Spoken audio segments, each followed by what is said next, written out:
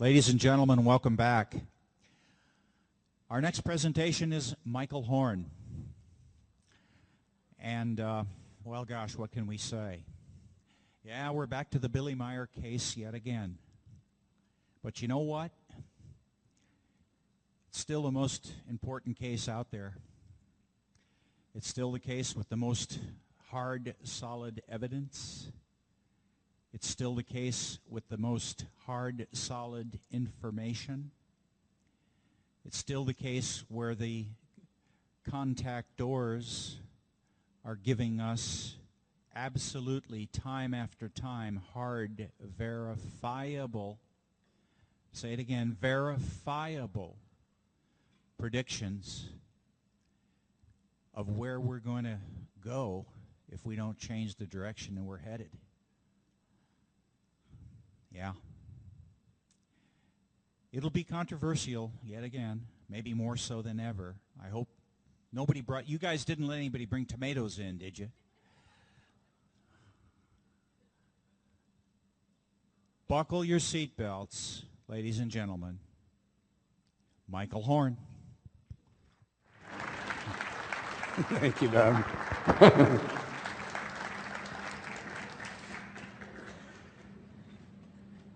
And in conclusion, right? Well, you may feel like that after a while. I'm just, Bob's warning about controversial. I guarantee you this will be controversial. First, for Terry, for Bob, and their family, we do this with a great deal of love. We're going to have a little different kind of a setup here. This is the first prologue, if you will. And this is for some special recognition for Lee and Britt elders. Many of you people who are familiar with the Meyer case may know of them. You may not know them. They don't run around and make a lot of public presentations, probably none at this stage of the game. They have a background that's quite rich as professional electronic countermeasure specialists and private investigators, people who served to secure valuable, important data and facilities for Fortune 500 companies and banks, government offices. I'm going to just kind of reiterate what we have on the screen for those that can't read it, if you're far in the back. They have been, ever since they came forward with the Meyer case, they were personally attacked along with Meyer, but they got more than their unfair share of attack, and largely from the UFO community, quote unquote, because Meyer's photos and films and things like that were simply too good to be true, and it had to be a hoax, and they had to be in it for the money and what have you. Well, they persevered. They were forced to move. They had invested a lot of their own money in this. We have a long presentation. I'm going to try to make this not feel overly long, but the people that need to have some recognition, we're going to give it to them. And I know that everybody here knows Wendell Stevens. Most of us are probably not familiar personally with either Tom Welsh or Jim Delatosa or any of the other people that may have assisted and worked in the research investigation of this case. So also let me add, when I say that I've been researching the case for 28 years, I've been researching their work as well as all of the rest of the information, material, and people that have been available to me, going to Switzerland, interviewing people, etc. So we owe them a very large debt of gratitude, because without the work of Lee and Britt, Wendell, Tom, and Jim, this would never have come to the world. Okay? Now, I'm also going to do something I've never done before, because I am nearly 30 years into this, if you will. So this is a personal saga for me. There are things here that I want to just go through, and bear with me. You're going to see ultimately why I'm doing this part of it. So I'll try not to belabor it, and I will also try, here's a little aside. How many people here ever saw The Lord of the Rings, the last one? Like 3 hours long? Somebody invited me to that, and I nicknamed it the Budweiser Bladder Invitational. You know, you just have to sit there and watch it. We're going to give you an intermission, so don't worry about that. Now bear with me, and we're going to roll through this a little bit. In the early 1960s, I was an art student, I was a painter, I was winning prizes and selling my paintings and what have you. Shortly thereafter, I went to New York. I had an idea to miniaturize art and put paintings on fingernails. And to this day, people put paintings in fingernails because I started this silly fad of fingernail art. I moved on with my music in the 60s. In 1968, some friends and I wrote an animated projected cartoon series called Captain Tim and the Case of the Little Pollutions. It was all about air pollution. When I moved to LA with this script to sell it, I was told that nobody was interested in air pollution, so forget about the animated script. And here was a record called Captain Tim that I had produced in New York, and A&M put it out, and here was a major turning point in my life. Suddenly, I find the photo book put out by Lee and Britt and Wendell, the first coffee table-sized photo book on the Meyer case. And this changed my life, and it probably changed everybody's lives. It didn't stop me from pursuing other interests. In 1985, I created an educational video technique called Future Self. In '86, however, the contact notes, contact reports fell into my possession, and we'll have a little more talk about that later. In '87, I was doing New Age comedy, stand up and singing silly New Age songs, as is outlined here. In '88, I started to lecture on the case because also in '88, I had co-produced the Pleiadian Connection videotape with Randy Winters. And then I created something called Standing in Spirit in about 1990, which is the workshop that those of you who managed to endure the rest of this can participate in at the end of it. In '94, I was taken to Europe by this man who is a best-selling author, a consultant to the late Princess Diana. I helped to train European business and government leaders in my stress release and internal meditation process. In '94, I pioneered applications of water purification for Starbucks coffee. In '95, I created probably the first e-books on the internet. We called it e-books. And in '97, I was into issues of Inside Kung Fu magazine doing advanced strength and flexibility Qigong exercises. In '99, and this will be important again later, is the first article I wrote for UFO magazine on the Meyer case. In 2002, I made my first, I think it was my first presentation on the Meyer case, because in '95 I was at these conventions doing New Age comedy, etc. In 2003 I put out the two Sit and Get Fit tapes that I created, Regenerative Movement. I was teaching at hospitals and for senior facilities, which I still do to this day. In 2004, the Meyer Contacts, which I now call a collector's item because it has information on it that was published before the events occurred. And in 2004, I also put out another music CD. Okay, moving right along, this is the workshop in Standing in Spirit, another packaging of the videos I've done. In 2007, more publications, and now here, The Silent Revolution of Truth, which is a new film that we're producing on the Meyer case that's coming out. And again, if you bear with us, I don't mean that I have a split personality. I mean, if we all stay here together, you'll see a clip from that film.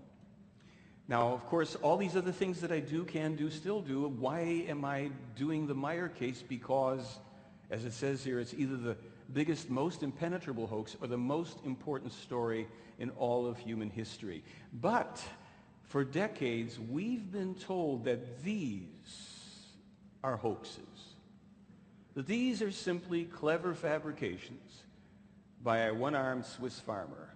But could the skeptics prove it? And there have been plenty of them in the past 30 plus years. So the beginning of the skeptical challenge, that was 2001. And I'm here to announce that the contestants are dropping like flies. One of these skeptics hosts a very religious website. He said, "I'd love to be a fly on the wall on Judgment Day." And I wrote him back and I said, "Be careful what you ask for, because there are Fliegenklatschers around." And that's Billy Meyer in one of his pastimes in the Freihof in Schmidt-Rudi, having his coffee and killing flies because they're just everywhere. And there's nothing wrong with killing flies. They carry diseases. Okay. So let's get back to the challenge. In 2001, an organization called CFI West, IIG, told me that Meyer's photos and films were an easily duplicated hoax, and that it would be no problem for the case investigator at the time to duplicate one of the photos and one of the films. That's all I asked for. 3 years later, they failed to do so. All they could do was come up with a few little photos of a model UFO, and they said, "Look, we have duplicated the effect of the Meyer photos." And I said, that's not really much of a trick, because you can get any kind of a sci-fi movie or disc, and you can see a duplication of an effect. Will you submit your photos to testing? The same kind of testing that Meyer submitted his to, and they said, no. End of discussion. They were thrown off the Art Bell show. Now, contestant number 2 is James Randi. He confidently said that no one is stumped by the case. A child can see through the farce, though some adults have a problem with that. Presumably, I was one of the adults. After CFI West sunk slowly into the sunset, Randi said, now Michael has divined that I called the Meyer case a hoax. His powers of perception are remarkable. He finds things where they don't exist. Wonderful.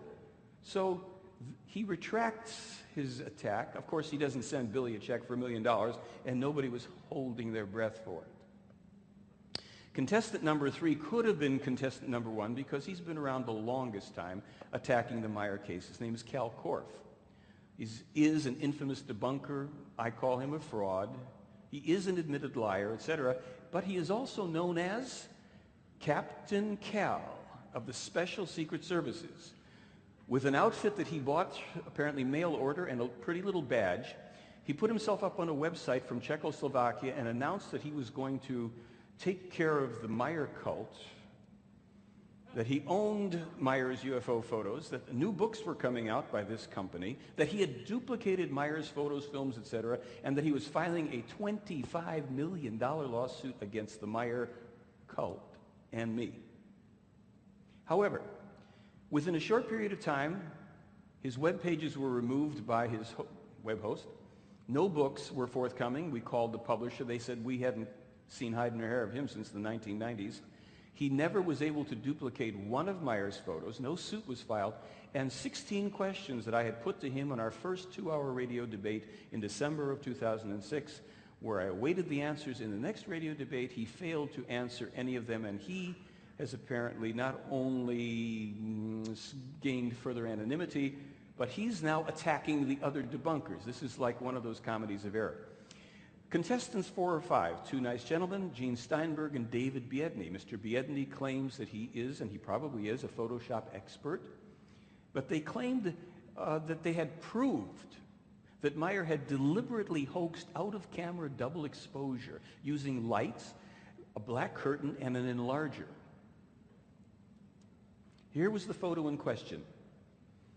Now, if you look down here, and I'm at a funny angle, but you'll see that there's a repetition. This structure right here, see it with the X on it, or the structure? That you can see traces of 3 images of that. Now, I point that out to you because, number one, on a forum devoted, where they set up a forum devoted specifically to attacking me in the Meyer case, one of the other people who was a participant in the forum wrote in and said, I cannot confirm Biedny's conclusion that this photo is in fact a forgery, especially since his strongest point of evidence, the line near the top of the photo, was not observed in my own analysis. This guy, DX27S, I don't think I know him. He never wrote me. Now, more interesting to me was the fact that this gentleman, whom I've known for 50 years from high school or thereabouts, is a skeptic about UFOs, even the Meyer case. I don't believe any of this stuff. I said, fine. I had him look at the analysis by Biedny and the photographs in question. He said, the photo isn't a double exposure, it's actually a triple exposure. This probably was done in camera because as an accident, it would be very, very hard to do this outside of camera. And the skeptic should prove it by duplicating the photo. They refused to even try. And then, funny thing, they wouldn't comment on this one because there's no tricky artifacts of double exposure. There's simply this very bizarre light hovering over the parking lot on Meyer's property. And I might add that Lee and Britt Elders had seen a similar phenomenon there. But we're going to also return to this light a little later on when we discuss another aspect of this case. These 2 guys totally freaked out when I said to them, I wrote them, I said, there's just one of me and I've got you surrounded. They took it as a threat. And I've heard that these are 2 very large gentlemen. Okay. They also consider now that Korff is nuts because he started to attack them. So these people are infighting.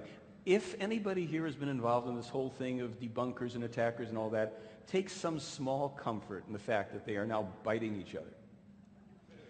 Contestant number 6 is a fellow I've never met, haven't even seen his photo. His name is Royce Myers, and he's got something called UFO Watchdog III, where he's posted my photo and Billy Meyer's photos, and he claimed that Meyer faked UFO photos and films, and he employed props and stop-motion cut photography to make UFOs disappear and reappear on film. However, this, I call him a very cowardly and faceless guy. He won't come forward and prove anything at all. As a matter of fact, when I challenged him, he would not submit any proof for his claims. He referred to Korff at one point. Now, what he says about Korff is, unfortunately, those who gave him credit for past deeds will also have egg spatter on them, and Korff's previous work on the Meyer case will surely suffer. Oh, gee. What should be said also about the Korff situation is he wasn't sued by the elders because when he put out his book attacking the Meyer case, he was underage. It was a very clever thing. Contestant number 7, got nothing personally against this guy. He just kind of jumped in again with another one of these, I know the Meyer hoax stirs up emotion. Almost everyone sees it for what it is, a hoax. So I wrote him and I challenged him, but our non-practicing attorney, Mr. Kimball, who is typical of many skeptics, failed to substantiate his claims with any evidence whatsoever. So imagine this, you've got lawyers coming on the internet, and this is the second of the lawyers, I won't even go into the other case, where they're making these statements and defaming somebody, and when you say, well, prove your case, give us your evidence, they have nothing. Of course, he did add to the fun because he's now calling Korff delusional.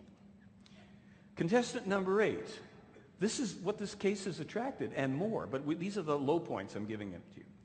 A fellow named Jeff Ritzman, he's a professional photographer, he's a model maker, and he's a skeptic. And he claimed that he could duplicate these photos and video. This is the famous wedding cake ship. Many people still think this is a hoax.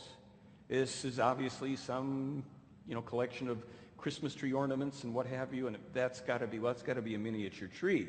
And this thing's just attached to it. Well, I know that it's going to be enormously hard, if not impossible, to read this. Even on my computer, it's hard. This is from a fellow named Randy Arena, who says that he has grown bonsai, miniature trees, for a long period of time, including fir trees, such as those that are depicted in the photograph by Meyer, which we're also going to look at in a moment. He says it's not possible for a miniature tree to produce what he calls new club-shaped growth as shown. And he also says the cones of a miniature plant only grow to adult size after many years. Well, this is a whole detailed email he sent me on why it was not possible for this photo in particular to have been a miniature based on this new club-shaped growth and these cones. If you can read it from the distance, it says new spring growth of fir, cones large. Oops, let me go back. A 3.5 meter unmanned beam ship in focus. And of course the cones in the tree are not in focus because they're closer to the camera. The photo taken treetop to treetop 40 meters above the surface. The story goes that Meyer was sitting on the rim of another craft taking these photos up in the tree. Now, look, let me just tell you, you're going to have to think your way through this. There are things that we think we can prove, and there are things that are speculative, even though they may well be true. I don't personally have a means of proving them, or they haven't been disproved yet to this date. So this is going to be an exercise in discernment, discretion, critical thinking, and you're not here to believe anything, I hope. Here's the photo without the writing. And here's a close-up of it. Now, I do have to tell you that for all of the time that people have been claiming that they can duplicate this, nobody has produced anything that looks close to this. However, there's a garbage can lid here, and we were told that this wedding cake ship that you just saw, I'll go back, that the base of it here is simply a large garbage can lid. Now, it looks very similar to that. Of course, this looks like it's made out of metal, and the one Phil is holding here is clearly plastic. Now, this gets into some really bizarre territory. Let's march through it.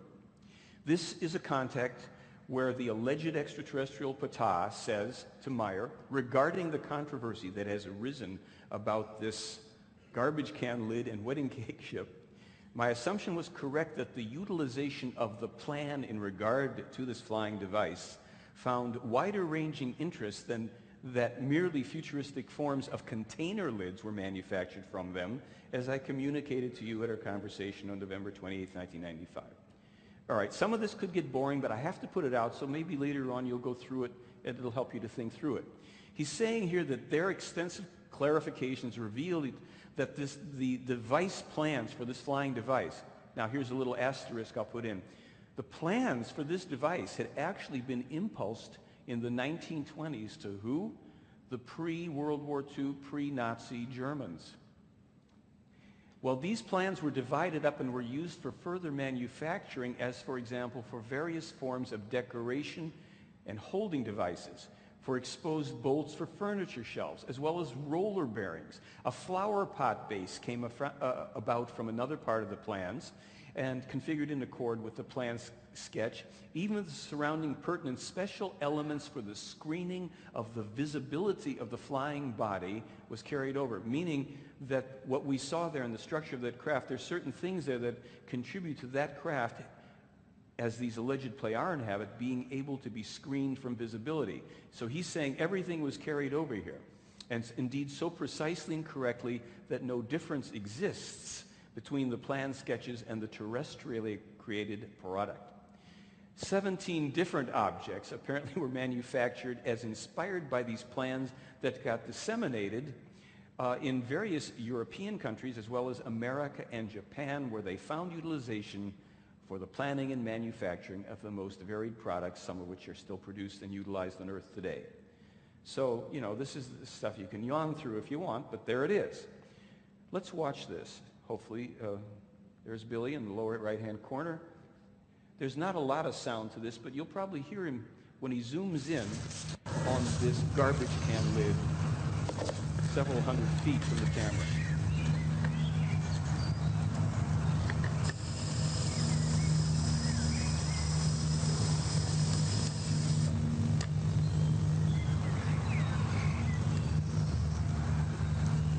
There it is, sitting basically motionless. Some people detect, they say, a little up and down motion. I don't know.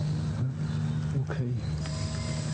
Now watch the second zoom. That looks like what, 150 to 200 feet perhaps?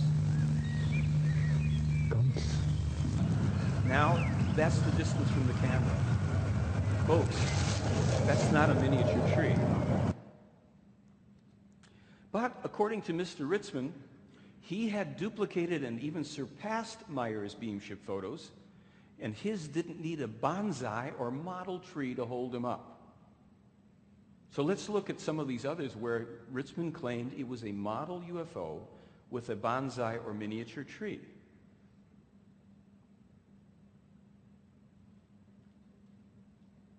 Pretty famous series. There's actually a few more, but many of these are available on the other discs. I don't want to bore you with it. There were some big problems with Mr. Ritzman's assertion. 6 independent forestry experts looked at the photos with Meyer's UFOs next to trees. All 6 of the forestry experts concluded that these were real, full-sized, mature trees. They identified the species and the height of the trees. And as they say on those game shows, there's more. Jeff Ritzman, in an email exchange, accidentally revealed that for 14 years, he'd been cultivating miniature trees. And to prove his claims against Meyer, he submits the following. Well, I have to explain this. He had made some little photos with models, but not next to any trees. And when I put it up on my website, and when I announced that I was going to be showing it here, he sent the following. Any use of my photos is a clear violation of copyright laws, as I have rejected Mr. Horn's request for use on 2 occasions. As you have located the copyright owner, I am again stating rejection of a request for use. And Mr. Horn is currently in violation.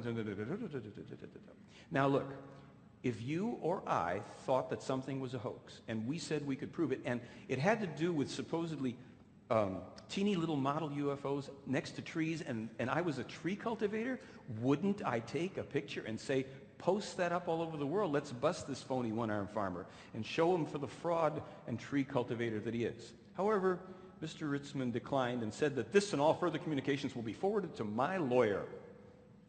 Therefore, And then, of course, he had to ice the cake and said, I don't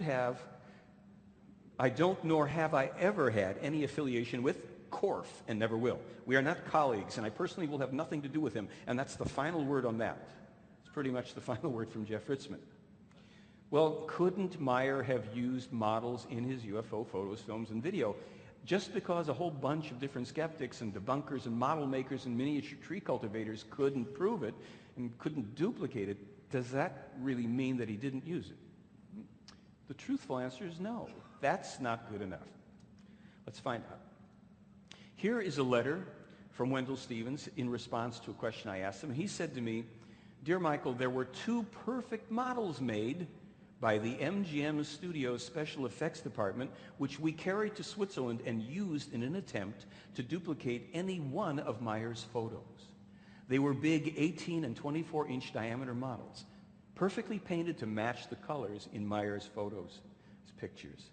After we had suspended them in a number of the scenes photographed by Billy and had Billy photograph the model in those scenes for us from the same positions, I'll show more of that in a minute, as for the originals, with the same camera and identical ASA 100 positive slide film like originally used, we gave them to Billy. Later, I saw one of them hanging from the ceiling of his little lean-to study, which is now gone. I do not know what happened to them after that. Jim Delatoso easily identified the photos with the model in them, though we pretended we had found new pictures in Billy's files. When I first gave JD copies of the model photos we had shot, I simply said we had more UFO photos from Switzerland. After he looked at them, he wanted to know more about the new pictures, as they were not the same as the earlier ones. Excuse me. Then I told him how we made them. Regards, Wendell.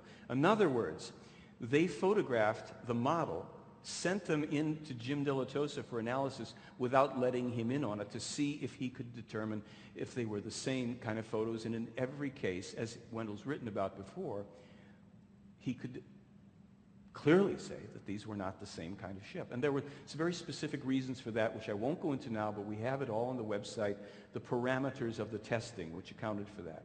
So look at the detail on this ship, for example.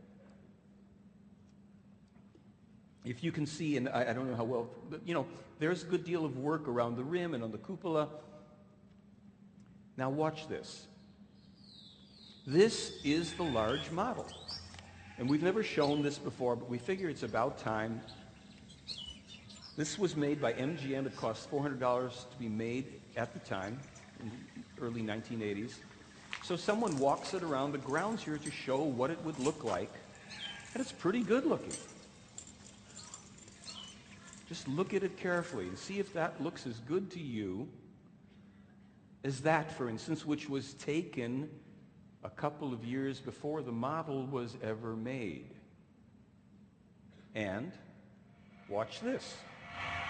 Especially watch the ship.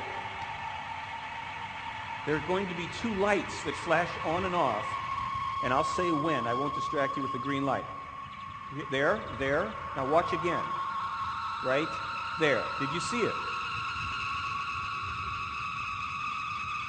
That's the sound of the ship. Were you able to see the little lights? That's in daytime, filmed rather, several years before a model was made. Now you saw what it took to maneuver a model around. There are 8 different film segments. We have as many as 3 of the UFOs hovering on them. For instance, here's a shot that Meyer has of 3 of the UFOs, again taken before a model was made by the MGM Special Effects Department. Here's another photo taken from a film that Meyer shot, where the 3 UFOs hover and then 2 just disappear in one frame. And the one in the center remains, which even from the distance and the distance you're sitting at, you should be able to determine is far better made and more detailed than what we just thought. So that's what we just saw. That should be food for thought. So my suggestion to the skeptics would be to try saying this out loud. I don't know. I just don't know. I don't know. And if they would repeat that frequently, we could all make progress together, because actually there's nothing wrong with healthy skepticism. I'm sure you agree. As a matter of fact, in a moment I'm going to offend a lot of people here, because I happen to also be a skeptic. and a skeptic about some things that are held near and dear to people in the UFO community. So the final results, the failed skeptic challenge to the Meyer case is, in my opinion, now over. If anybody wants to go ahead and show us how he did it, then you certainly can try to revive that. Excuse me. Now here's where we put up the screen for me so the tomatoes don't hit me while I do my presentation. Introducing the first annual Dubious Achievement Award for Overactive Imagination. And the winner is, did I say this? Exopolitics for their version of The Emperor Has No Clothes. Let me explain. Let me quote. There are an extensive number of extraterrestrial races known by various research institutions and agencies to be currently interacting with Earth and the human population. Michael Salla also goes on to say, in a separate location, Alex Collier is a genuine, lifelong Andromedan contactee. Is there a problem with any of that? Why am I making an issue? Well, I said that I got the contact reports in 1986. I wrote about how I acquired them in an article in 1999 in the Beyond Great UFO Photos, UFO magazine. So this is an excerpt, and since you can't see it, I'm going to give you some of the highlights or lowlights, because this is important to me, and I'll explain why. In 1986, I won't read every word, I'll give you the point of this. I was in a little cafe in Sedona, Arizona, with my daughter and a lady who was a friend of mine. We were the only people in there with the exception of one guy sitting in the back. It was a health food cafe. Now, if you have ever ordered an avocado sandwich in a health food cafe where there's hardly anybody in it, you know that exponentially it's going to take that much longer for the sandwich to be served. So we got to talking with this fellow who was in the back of the cafe. It was a very nice guy. His name was Ralph Amagran. Ralph revealed to me in our little discussion that he was a former IRS agent and that he was now very involved in studying UFOs and fascinated with the field. One thing led to another, and we came upon the discussion of the Billy Meyer case, and he said to me, have you read the contact notes? And I said, no, what are you talking about? He said, well, you've got the book by Lee and Britt. And I said, yes, I do. And he said, you know those quotes with those funny names? I said, yeah. He says, those are the extraterrestrials talking, and they told Billy a whole bunch of stuff. And I've got 1,800 pages up there. It's great. When you come back to L.A., come up to Decker Canyon, and I'll show them to you. So I did. When I got back to L.A., I looked up Ralph, went up there. We spent a lot of time we spent maybe a half a dozen different visits with each other. He gave me the 1,800 pages, which was very generous. And at night, we would stand outside and we'd be on UFO saucer watch. And as my little article here says, I'll get back to this page in a second.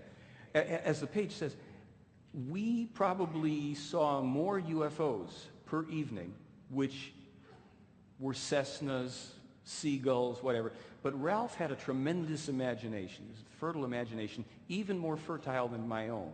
However, now we get to the sticky stuff.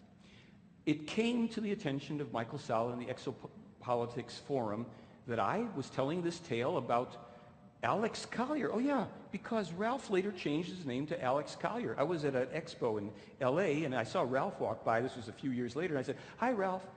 And he didn't say hello to me. I felt a little funny. There was a little contingent of people. And so when one of the ladies came by later on, I said, hey, what's with Ralph? She said, who's Ralph? I said, the guy you're walking. She says, that's Alex Collier, lifelong Andromedan contactee. I said, that's funny. He used to be Ralph Amagran. Oh, well. So I was being chewed out on the Exopolitics board for lying about this and for making terrible slanderous remarks. And I was also told on the forum there, Meyer wasn't authentic, and he's certainly not the only genuine contactee. And finally, after I was losing my cool, let me tell you, all over the place, so Michael Salla sent me links. He said, here's where you're going to find the proof that Alex Collier is the real deal, and you'd better go check this out before you open your mouth again, buddy. So I did, and I've some of the excerpts of what I found. Here's some of the prophecies, literal prophecies from Alex Collier. The moon is an artificial hollow structure that can pull out anytime it wants to. It's 11,421 miles in diameter, as opposed to the actual 2,160 miles in diameter that Earth scientists determined. There's a bridge on the moon that's 21 miles long.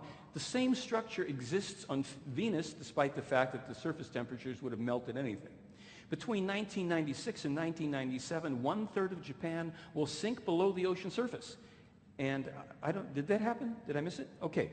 Extraterrestrials will land and show themselves in 97, and between 96 and 2004, major U.S. cities are under TB quarantine. Not only that, but on August 12, 2003, the moon will be gone. It's out of here. It's had enough. The New World Order has 35,000 people, Earth people, living in compounds on the moon. You can kiss them goodbye too, because they're going wherever the moon's going. Hundreds of thousands of children each year are taken by Greys, Orions, and Pleiadians, and they're gone. The reptilians enjoy human flesh, and human children are best. They had some temperatures there, I don't know, steam, boil, or bake. Our system originally contained 3 suns, and our original blood color was green and blue. And perhaps the most accurate quote of all: there is life as we speak, right now, on Uranus, according to Ellis. Okay. Now, on top of that, since this lifelong Andromedan contactee had come forward with volumes of this stuff, and I was the one who was incorrect, I wondered why he hadn't even taken one photo similar to this. Because this, according to Meyer, who at least has some evidence to argue about, this and the preceding photo I showed you of it, from a little race of Andromedans who are basically in semi-material and light form, and this is a light craft. This craft, supposedly, as they say, populated by little tiny Andromedan people, Meyer could have no contact with them. They simply came, they visited, the ship changed shape, it got longer, there was a ball of light at a certain point, but nothing from Alex to substantiate that story. So I was ticked. And to this day, and I asked many times, Michael, would you either explain or defend or retract your support for all that nonsense? You sent me these links. This man is a contactee, blah, blah. Nothing. So I say he can pick up his award backstage or maybe show me where I've made my mistakes. Well, why can't we all just get along, and why do I have to be such a grumpy little troll and cause trouble here in the UFO community?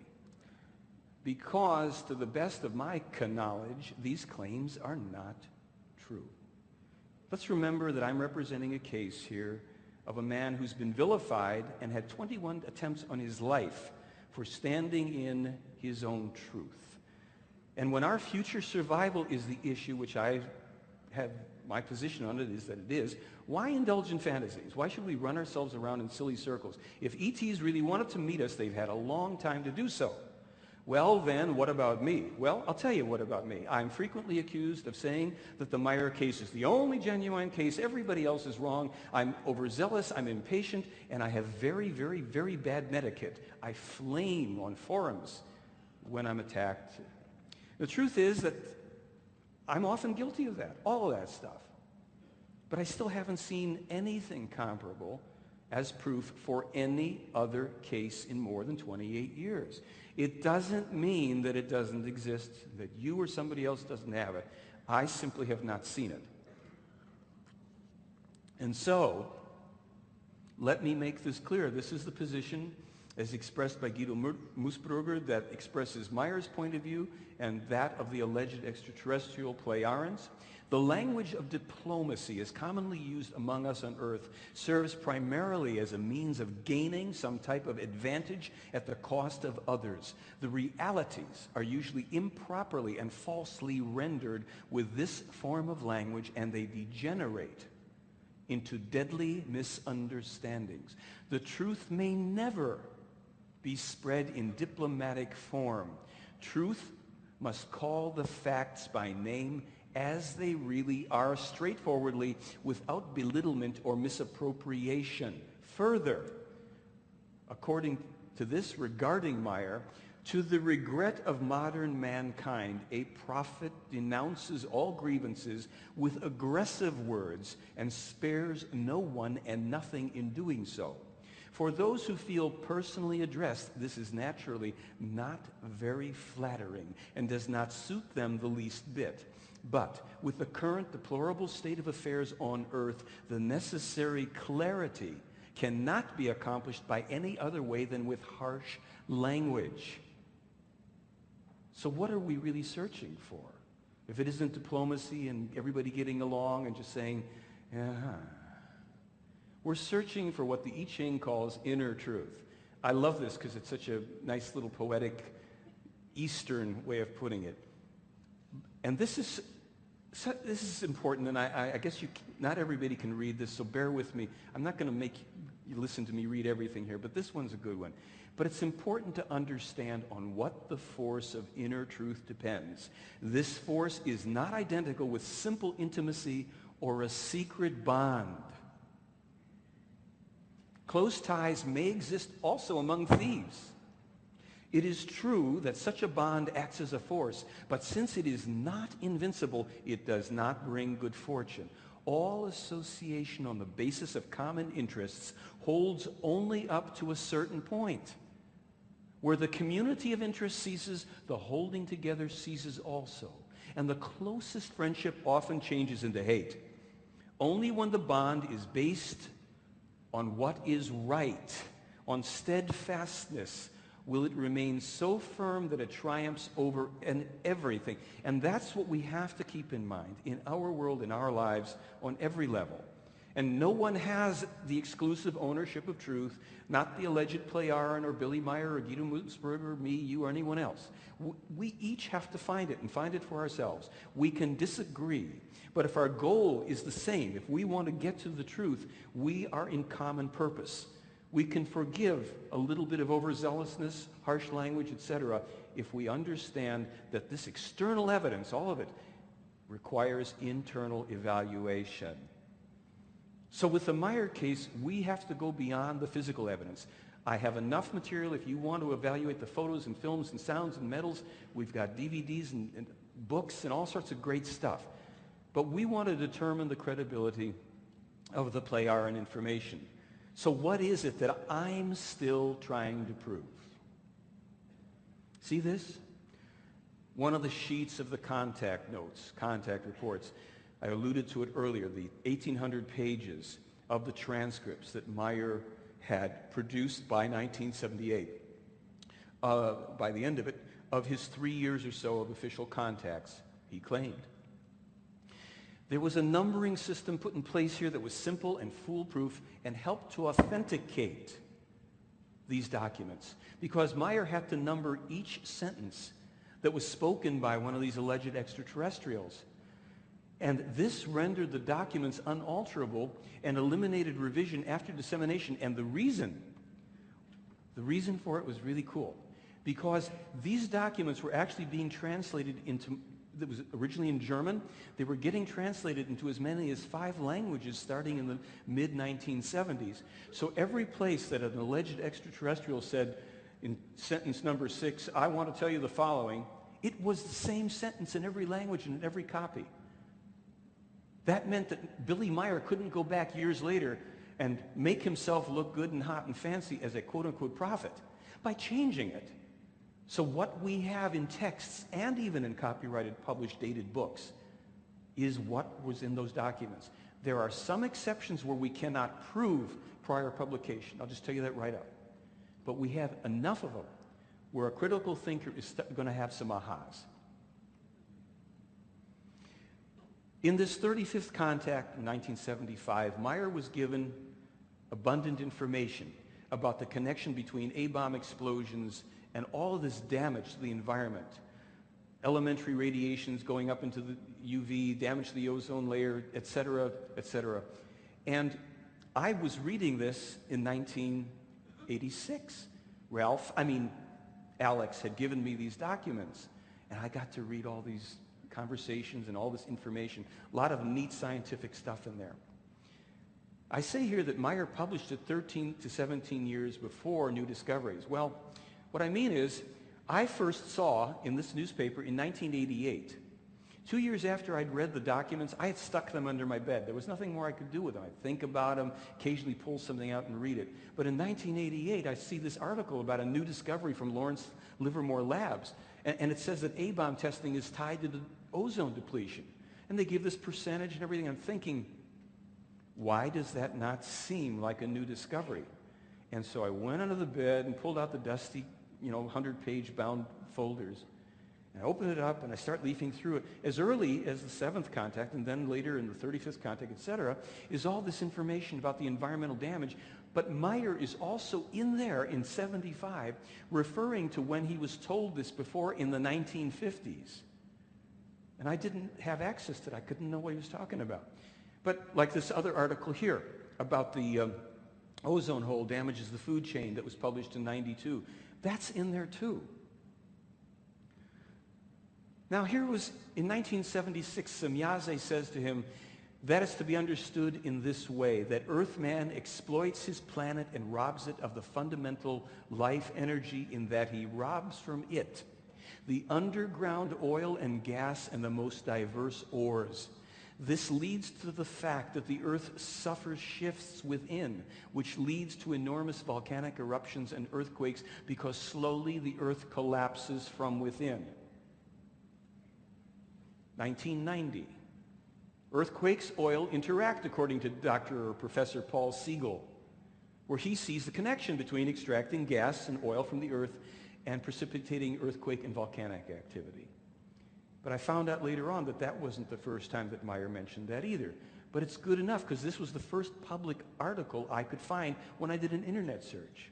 So when I tried to either prove or disprove Meyer's so-called prophetic information, I went on and did what you can do. I went on the internet and I would put in the circumstance or the situation and look to see if it occurred, what were the details, and what's the first known publication of it. In each case, with the exception of one of the literally dozens and dozens, first of all, they all occurred.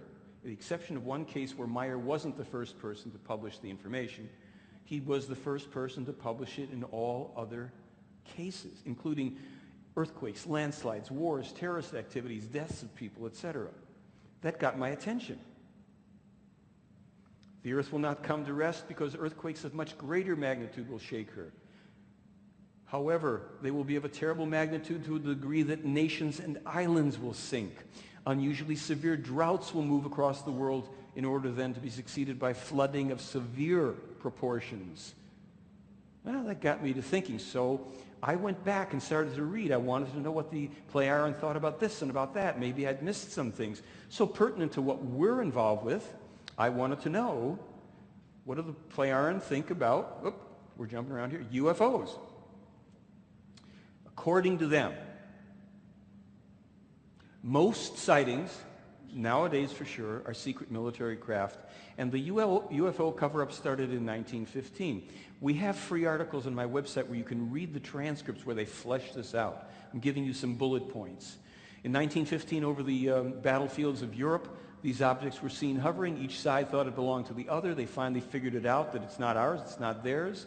And there was a pact, a de facto agreement made, whereby nobody would let this whole extraterrestrial thing become known, and that the major powers in agreeing to not disclose also kind of went along with the negative ET image as promoted and promulgated by the U.S., especially through, I guess, the Roosevelt and Truman era. The War of the Worlds radio broadcast, some of you know about that, was done with some severe arm twisting to both H.G. Wells and Orson Welles.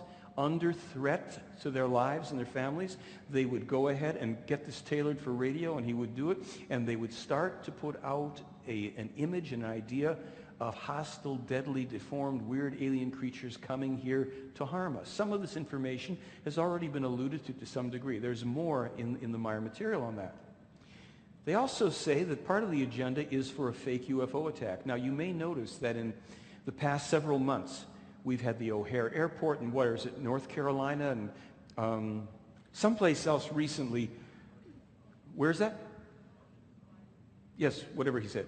That they're seeing, UFOs, and people are getting some vague photos and what have you. Gee, all of a sudden that's making the news and the Drudge Report and everything else, right? Where you couldn't buy your way in with a new UFO story just a few months ago or a year ago. Now there's UFOs all over the place. Well, control of the masses, and I'm not a big conspiracy theorist, I really am not. I don't go for most of it. I don't doubt it, though, at this point. The biochipping, we see evidence of that. They were telling Meyer about this, Well, you'll see. Meyer wrote about it even earlier. Cloning, according to Meyer, has been going on for 30 years in this country. It's secret military levels in various types of ways, not only a genetic type of cloning, but through drugs and surgery, the altering. And what they are saying is that a lot of what we think are extraterrestrials, if and when we see, if it isn't a hallucination or a bad dream, and there's a real interaction, they're saying, sorry folks, those ain't coming from out there, they're coming from down here. Well, now that we are stirring those waters and having a lot of people go, I don't think so. What do they say about extraterrestrials? Terrestrials? Well, overpopulation is a huge problem, but that's probably not what they meant by that. Okay. According to the Plejaren, and this is when you get into the vast histories contained in the Meyer material, for which the contact reports from the 1970s as well as ongoing contain the details of so much, it's beyond imagination. It certainly was actually even beyond Ralph's imagination. There's a fellow whose name was pronounced Nocodemian, and more than 12 billion years ago, it is alleged, this is speculative because I can't prove it, right? Neither can you, I guarantee you.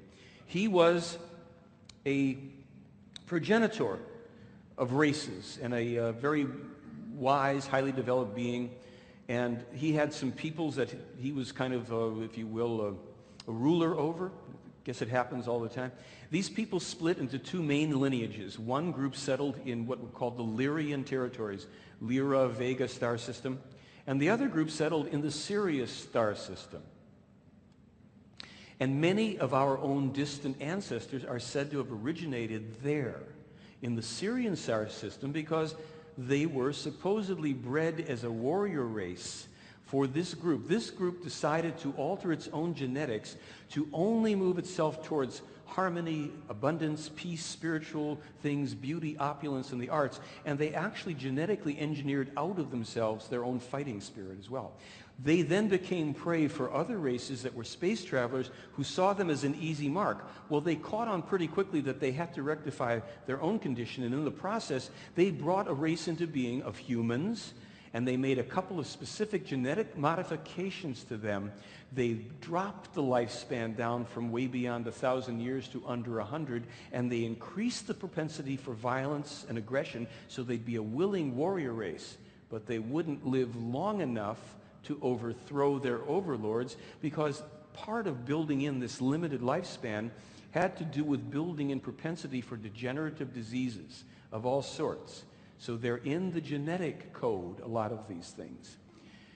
These colonizations that were part of the Lyrian and even the Syrian system, peoples had gone on over countless millennia. People had come to this planet as far back as 22 million years ago. The Lyrians came here prominently 389,000, 289,000, and even as recently as 13,500 years ago. This means that there were comings and goings. Sometimes there'd be people that would stay here, build a civilization. It would rise, it would fall. Some people would be stranded in a relatively primeval world. If their technology failed them, they would revert. They would actually degenerate. Some of these people were quite gigantic. The Lyrians were gigantic warriors with high tech available. While they were oftentimes spiritually developed people, they weren't always operating according to what we might even call spiritual development. 133,000 years ago, we're told in the Meyer material, is the actual inception of Atlantis and Mu, sometimes called Lemuria. And we have here just a couple notes about some people like Aros, who was an extraterrestrial human being who attacked the Sumerians, who were descendants of the Syrians, and this was in India, Pakistan, and Persia. The gods, these different high-powered extraterrestrials, were called Ishwish in this Lyrian language that is still used by the Plejaren, this term. And Ishwish, or Ishrish for the females, these were the gods. And they have come down, as you'll see, and as we already know, through all of our legends. So many gods and races came. Some were stranded here, some degenerated, as I said. The key is that all of them in time forgot their true extraterrestrial origins and histories.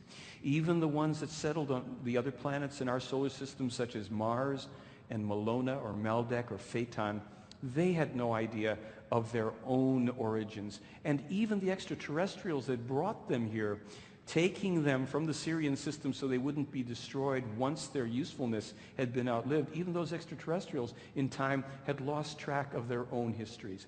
Now here's a really important thing. 52 million spirits, extraterrestrial spirits, let's see if I can actually hit this thing, of extraterrestrial humans who've come here over time and who died here on this planet, any time from millions to hundreds of thousands of years ago, whatever, accordingly have been incarnating or reincarnating on Earth. Therefore, many people, many among us are already of extraterrestrial origin. It's a big so what? Now this is for illustration purposes only, because I'm not telling you that these are authentic photos.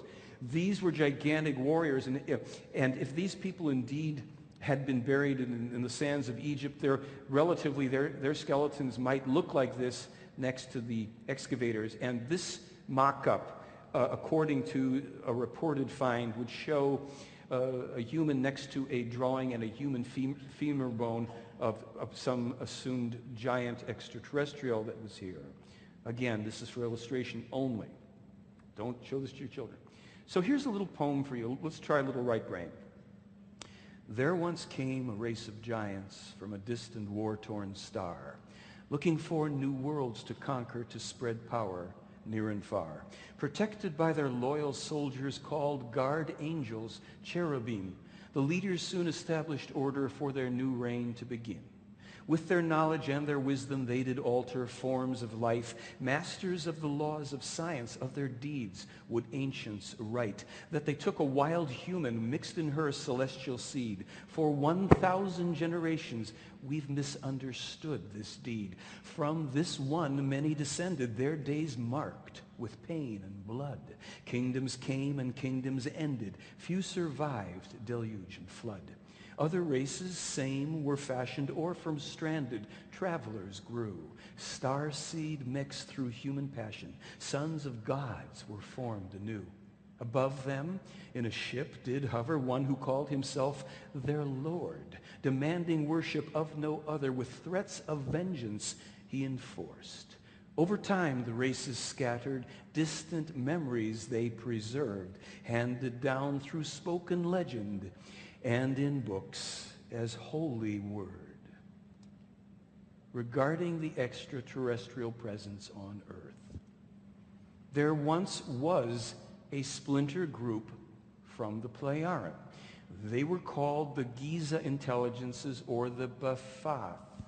They were based deep beneath the Great Pyramid of Giza. There was a leader named Aru-Sem, who was a brother of Ptah and Salem, who ruled until 3010 BC.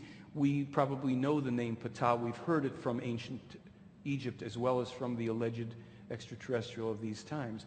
Then Jehovah, who was also known as Hen.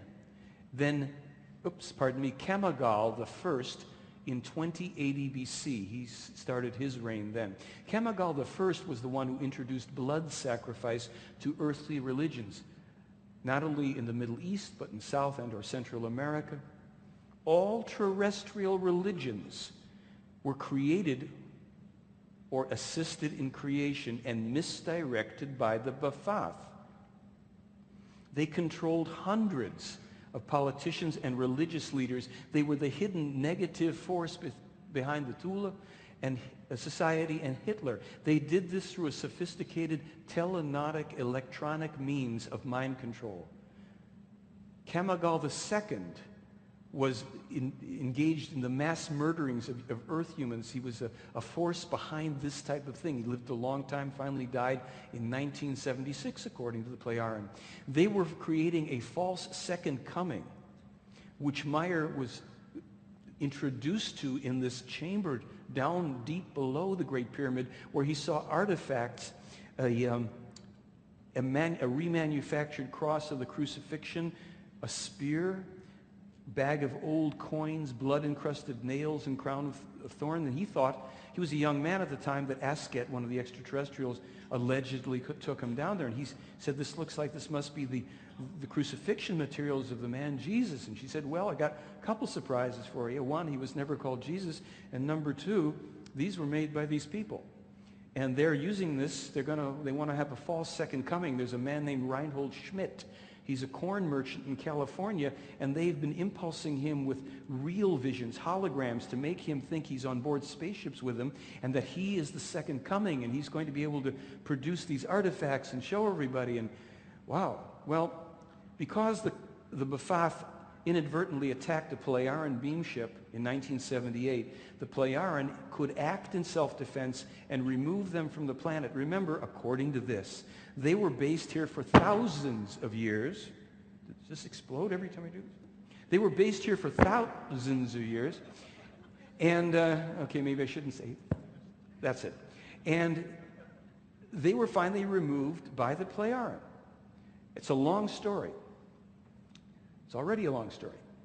But their negative influence still lingers because they were behind so many of these religions, secret societies, blood cults, and political movements and isms to play both sides against each other. You understand? Okay. So according to the Pleiaren, true ET from out there human contacts are rare, and actual ET abductions actually rarer. Why? Because the Assyrian forefathers, for one thing, had genetically manipulated our ancestors. They shortened the lifespans, they increased our aggression, and with supposedly 42 million plus human races alone in this universe, ta-da, no one needs our corrupted, short-lived, and violent genes. And nobody's helping us to correct it. Our scientists will figure it out. Therefore, if you still think that ETs want to contact you, I'm not the one to argue with. Maybe you've been chosen for the petting zoo. I don't know. Careful, don't feed, they bite, etc., etc. So really, aren't we all citizens, all of us, these 42 million plus human and other perhaps non-human races, citizens of one universe, what the Pleiaren call this creation? This universe that they say is actually got spiral energy going through a basically egg-shaped structure that's got 7 belts to it. This blue area here, the material belt, supposedly in which all of space and planets and galaxies, that's existing within a belt of an actual structure, an egg-shaped structure. The universe, according to them. Some parts of this universe are absolutely empty of anything except spiritual energy. And my big question has always been, what's outside of space? Well, now my question has to be, what's outside of this creation or this universe? And I actually asked that of Meyer. I said, look, this whole thing, because they say there's literally billions of these and we're not in the first one.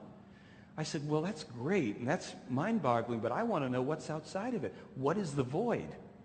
Where's all this? Where is this stuff in this great nothingness? And he said, you know, I do not know that. The Pleiaren don't know that. The human mind cannot grasp that. The best we can understand somehow is that the void is an endlessness filled with fine spiritual energy. But that raises other questions, doesn't it? So there we are. Here we are, stuck in this big egg on a little piece of cosmic lint floating around in space. So really, is everybody being visited? I mean, do we have extraterrestrials walking around in the supermarket lines reading the Globe about extraterrestrials? Are they on subway trains? Or are they us too? And so what? What's the point? Let's get on with the real task at hand, if we may. Which, according to the Pleiaren, is to wake up. Every human being on this planet, wake the heck up and continue to wake up after the 8 to 12 we may get of slumber if we're lucky. The world is at the threshold of the silent revolution of truth. I want to tell you about that phrase, the silent revolution of truth. Allegedly, there was a contest held on the planet Era, a planet in the Pleiadian system that is not the Pleiades we see in the night sky, but beyond it, in an altered time-space configuration, which doesn't mean anything to me. I'm not a physicist. The contest was held with the populace there, which they keep well under 1 billion people, just over 500 million. And the contest was to encapsulate in a slogan, in a phrase, what Meyer's mission on Earth is about in this incarnation. And the winning entry was this little phrase, the silent revolution of truth. And the person that won this was named Claudina Icarina. She's an 11-year-old, at the time, 11-year-old Pleiadian girl, and her prize was to come with Ptah to Earth, to Switzerland, to beam into Billy's office, and to shake his hand and say hello to Billy Meyer. And there's actually a transcript in the contact notes where they have their little meeting, and it's just a very sweet little interaction. How nice to meet you. I know we may never meet again. It's just very non-dramatic, but that's the little rider on this term. So the Meyer case isn't really so much about UFOs and extraterrestrials as it is about the power of the human spirit. And that is that spark, that flame, that individual hologram of the creation, that the creation itself, this ultimate consciousness of all creation, all that exists within itself, it gives this holographic spark to each human, not the soul, which is a transitory temporal structure, but the human spirit, this immortal aspect that is put into each human being at the 21st day conception. If that proves to be true, we can resolve the abortion issue, as they have, because they say, well, we know that at the 21st day the spirit attaches to the embryo, so we don't do any abortions after that time. We're humans, things happen, we make sure that we do this beforehand, and we can detect when we're pregnant earlier than your females can, and we know when the spirit's coming, so we don't do that. So both sides are right, and both sides are wrong. But one thing is, there is no original sin that we are responsible for. The spirit comes in for each fresh new incarceration, perhaps, and then we are here to evolve over countless millions of lifetimes. And the consciousness and the personality form, again, the soul, mainly situated in the solar plexus, why it got called soul, constructs and comes into being. And the spirit is you'd say it's a perfect balance of positive and negative. We have to have both positive and negative experiences to grow. And so the spirit, too, has this potential for the positive and the negative. And over these countless millions and millions of lifetimes, the spirit, too, is evolving. It's not fallen. It's simply in a more ignorant state at the earlier stages of incarnation. Our human spirits, those of us sitting here, our spirits are already millions of years old, have gone already through hundreds of thousands, if not millions, of incarnations of shorter or lesser degree, and always as humans, never as animals, cantaloupes, or insects. Although it could be arranged. Now, that's the TH sound, I can't do that. Thousands of this. This is what the true prophets of all ages are trying to tell us. And it's the message that's been corrupted by virtually every religion. The power of the human spirit. And the problem is that all religion and all religions rest on the following inadmissible, catastrophically illogical premise. What's in this book is true because the book says it's true. Now, that doesn't mean that there isn't truth in religions, books, what have you. But this premise is true because it's in this book. You can't do that in a kindergarten, first grade classroom if you start with books. You can't do that in a court of law or an institution of higher learning. You say something's true, you've got to go about proving it. I've been making presentations in the Meyer case for almost 20 years, quote unquote, to prove it. Proof is a matter of you take all of the best evidence and you have to think through it and come to some logical conclusion, not because it's in a Billy Meyer book or in a Bible or in any other form. So think about it. The person who chooses the religion, the God, is the authority. It's not the other way around. Here's an example. We have a big room like this. We set out some tables. We put out the Bhagavad Gita or the Mahabharata, whatever, the Old Testament, the New Testament, the Book of Mormon,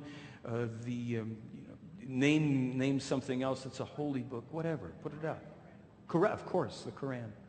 And put this out, leave room so people can line up, and let 1,000 people who have no religious affiliation but are interested flood in, give them a week, and let them read the books. And then at the end of the week, or whenever arbitrary period of time, you say, okay, line up behind the truth.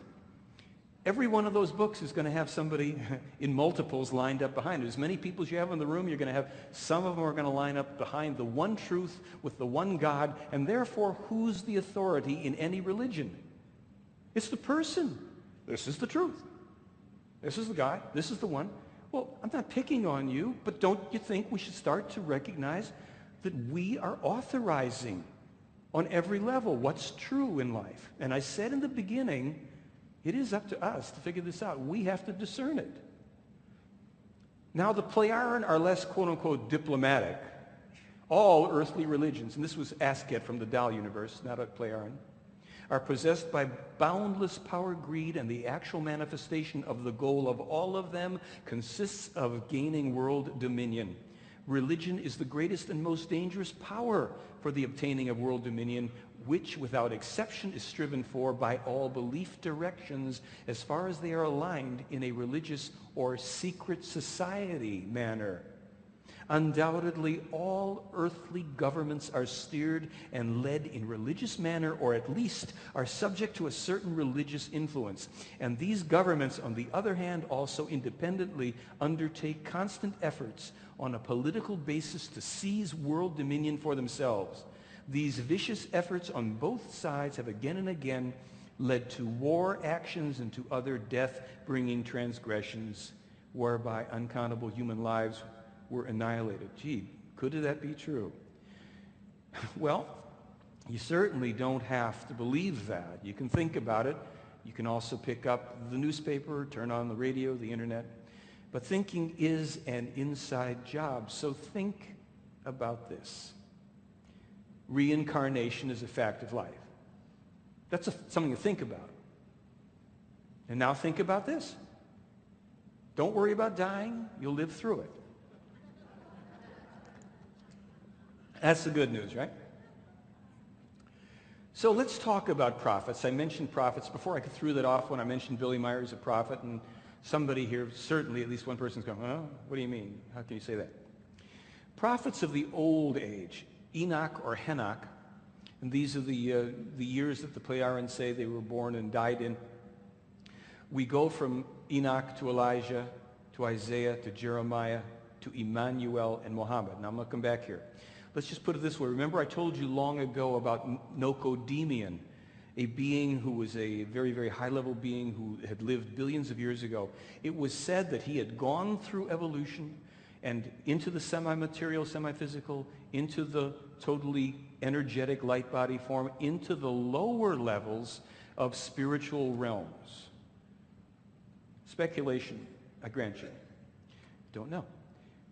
It is said that that spirit agreed, instead of to continue in the spiritual evolution for billions and billions of more years in the disembodied form, to go back into the incarnational cycle to function as a prophet on different worlds where lineages of its original peoples, remember, from the Lyrian Vegan system, had incarnated and gone south, just taken bad left turns and degenerated and become warlike and crazy and overly, zealous and religious and what have you. So this spirit form agreed to go back into incarnation, meaning it would have to forget on conscious levels its previous grandeur, elevated abilities and knowledge. And in each life, just like each of us, would have to be educated again by teachers who were wiser than the human being it would become in each human incarnation. Those human beings would be we're told, the Pleiaren of going back 13,500 years ago. Remember we said some of the Illyrian came here? They had become also the Pleiaren people. These histories are vast, they're complex, and they're fun to read through. So, with, bring that back up here. Okay. With the prophets of the old age, I said we had Enoch or Henoch, Elijah, Isaiah, Jeremiah, and then we come to somebody, Emmanuel, what's that, with a J? That's the fella whose name got changed to Jesus, according to this information.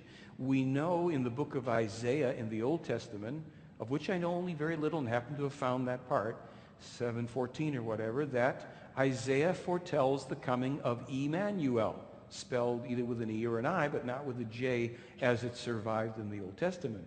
In the New Testament, in the book of Matthew, I think it's in the first chapter when you're talking about the birth of Jesus, in there suddenly, inexplicably, he has this thing about, and his name will be called Emmanuel. And somebody forgot to take the whole thing out because his name was supposed to be Emmanuel through the whole thing, if what's in the Meyer case is true. Now, Muhammad is said to also have been an incarnation of this same spirit form, as was in Emmanuel and Jeremiah before him, etc. His teachings, it is said, were also corrupted. We'll get to that. The prophet of the New Age, according to the Pleiaren material, is a man named Billy Edward Albert Meyer. A man, a person, a human being. This brings us to our most important slide for this part of the program. Prophets and gods. They are always human beings, and they are never to be worshipped, deified, exalted, adored, but only respected as teachers, instructors, and way-showers. If history and religious history is any evidence of it, we know that they are also always having a rather thankless job. They will be persecuted, vilified, hacked up, crucified, attacked, their teachings falsified, they'll be turned into all sorts of things. So keep this in mind so that if the temptation arises, as it certainly will as we go farther into this, well, he's saying that Billy Meyer is a prophet, and his spirit's the same one as us. Oh my goodness, it's blasphemy. Well, no, it's just life. Meyer can type about 60 words a minute with one hand. He used to be able to type a little faster than is shown here.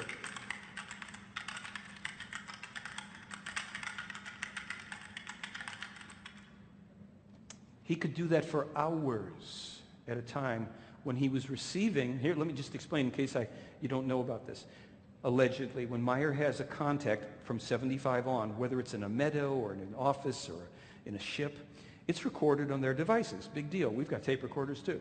When he gets home after a certain period of time, when he's rested up, he goes into his study. Used to just have an electronic typewriter, right? Now he's got the computer.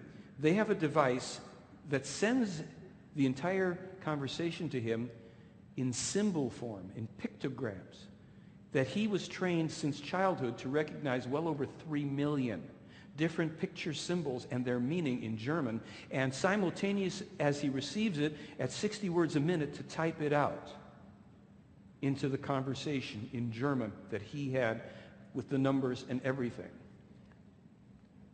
Oh boy, you want to be an ET contactee. Get ready for this.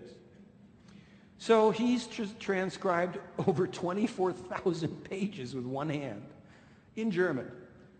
Information and teachings, 55 years of specific, prophetically accurate information, 6 categories of still irreproducible physical evidence. He allegedly writes the spiritual teaching for the Pleiaren. Well, how can that be? Well, in this cosmology, and again, it's speculative, if the spirit form of Billy Meyer, Billy Edward Albert Meyer, Swiss farmer, is the same one as these other prophets who get tutored and brought up to speed by the Pleiaren, but have this ancient form inside of them, it's a more ancient and advanced and knowledgeable essence than they. So Meyer, I don't have it on here, but I have to tell you this funny story. If I didn't tell it last year, starting about 3-4 years ago, when I would sit with Billy in the office, I would talk to him, and one day I looked over and I saw all these pieces of paper that were sticking out of the printer, right? And I look over and he says, oh, yes, I write the spirit teachings for the Pleiaren. I go, Okay. And he says, but you know it's a big problem because Quetzal always has to come and beam into the office and go and take the paper and go back into his ship and go back to the Pleiades, and then they translate it and fix it up. I said, yeah. He says, so next week, Zafanat Paneak is coming. He's their computer specialist, and he knows how to fix my computer. So now I can type it out. It'll go to a separate server, to a little disk above the earth, and then it goes direct to the Pleiades, and Quetzal doesn't have to come and pick it up. And I went, uh-huh. So the year after that, 1 year later and change, I'm in the office with Billy, and there's a bunch of, I look over again, and I think, I said to him, Billy, so Billy, and he says, oh, those papers, I write the spirit teaching for the Pleiades, and it's been a big problem. And he goes through the same story again. He says, but Zafanat Paneak came last year and he fixed my computer. So that's not for them anymore. That's for our thing here. Because now when I type it out, it goes to a separate server and it goes to a disk above the earth and it goes right back to the same story, right? Except the guy had already done it. And then he says, but there's another problem. And I said, well, what's the problem? He says, he screwed something up in my computer and he has to come back and fix that. So he's got an IT from outer space, right?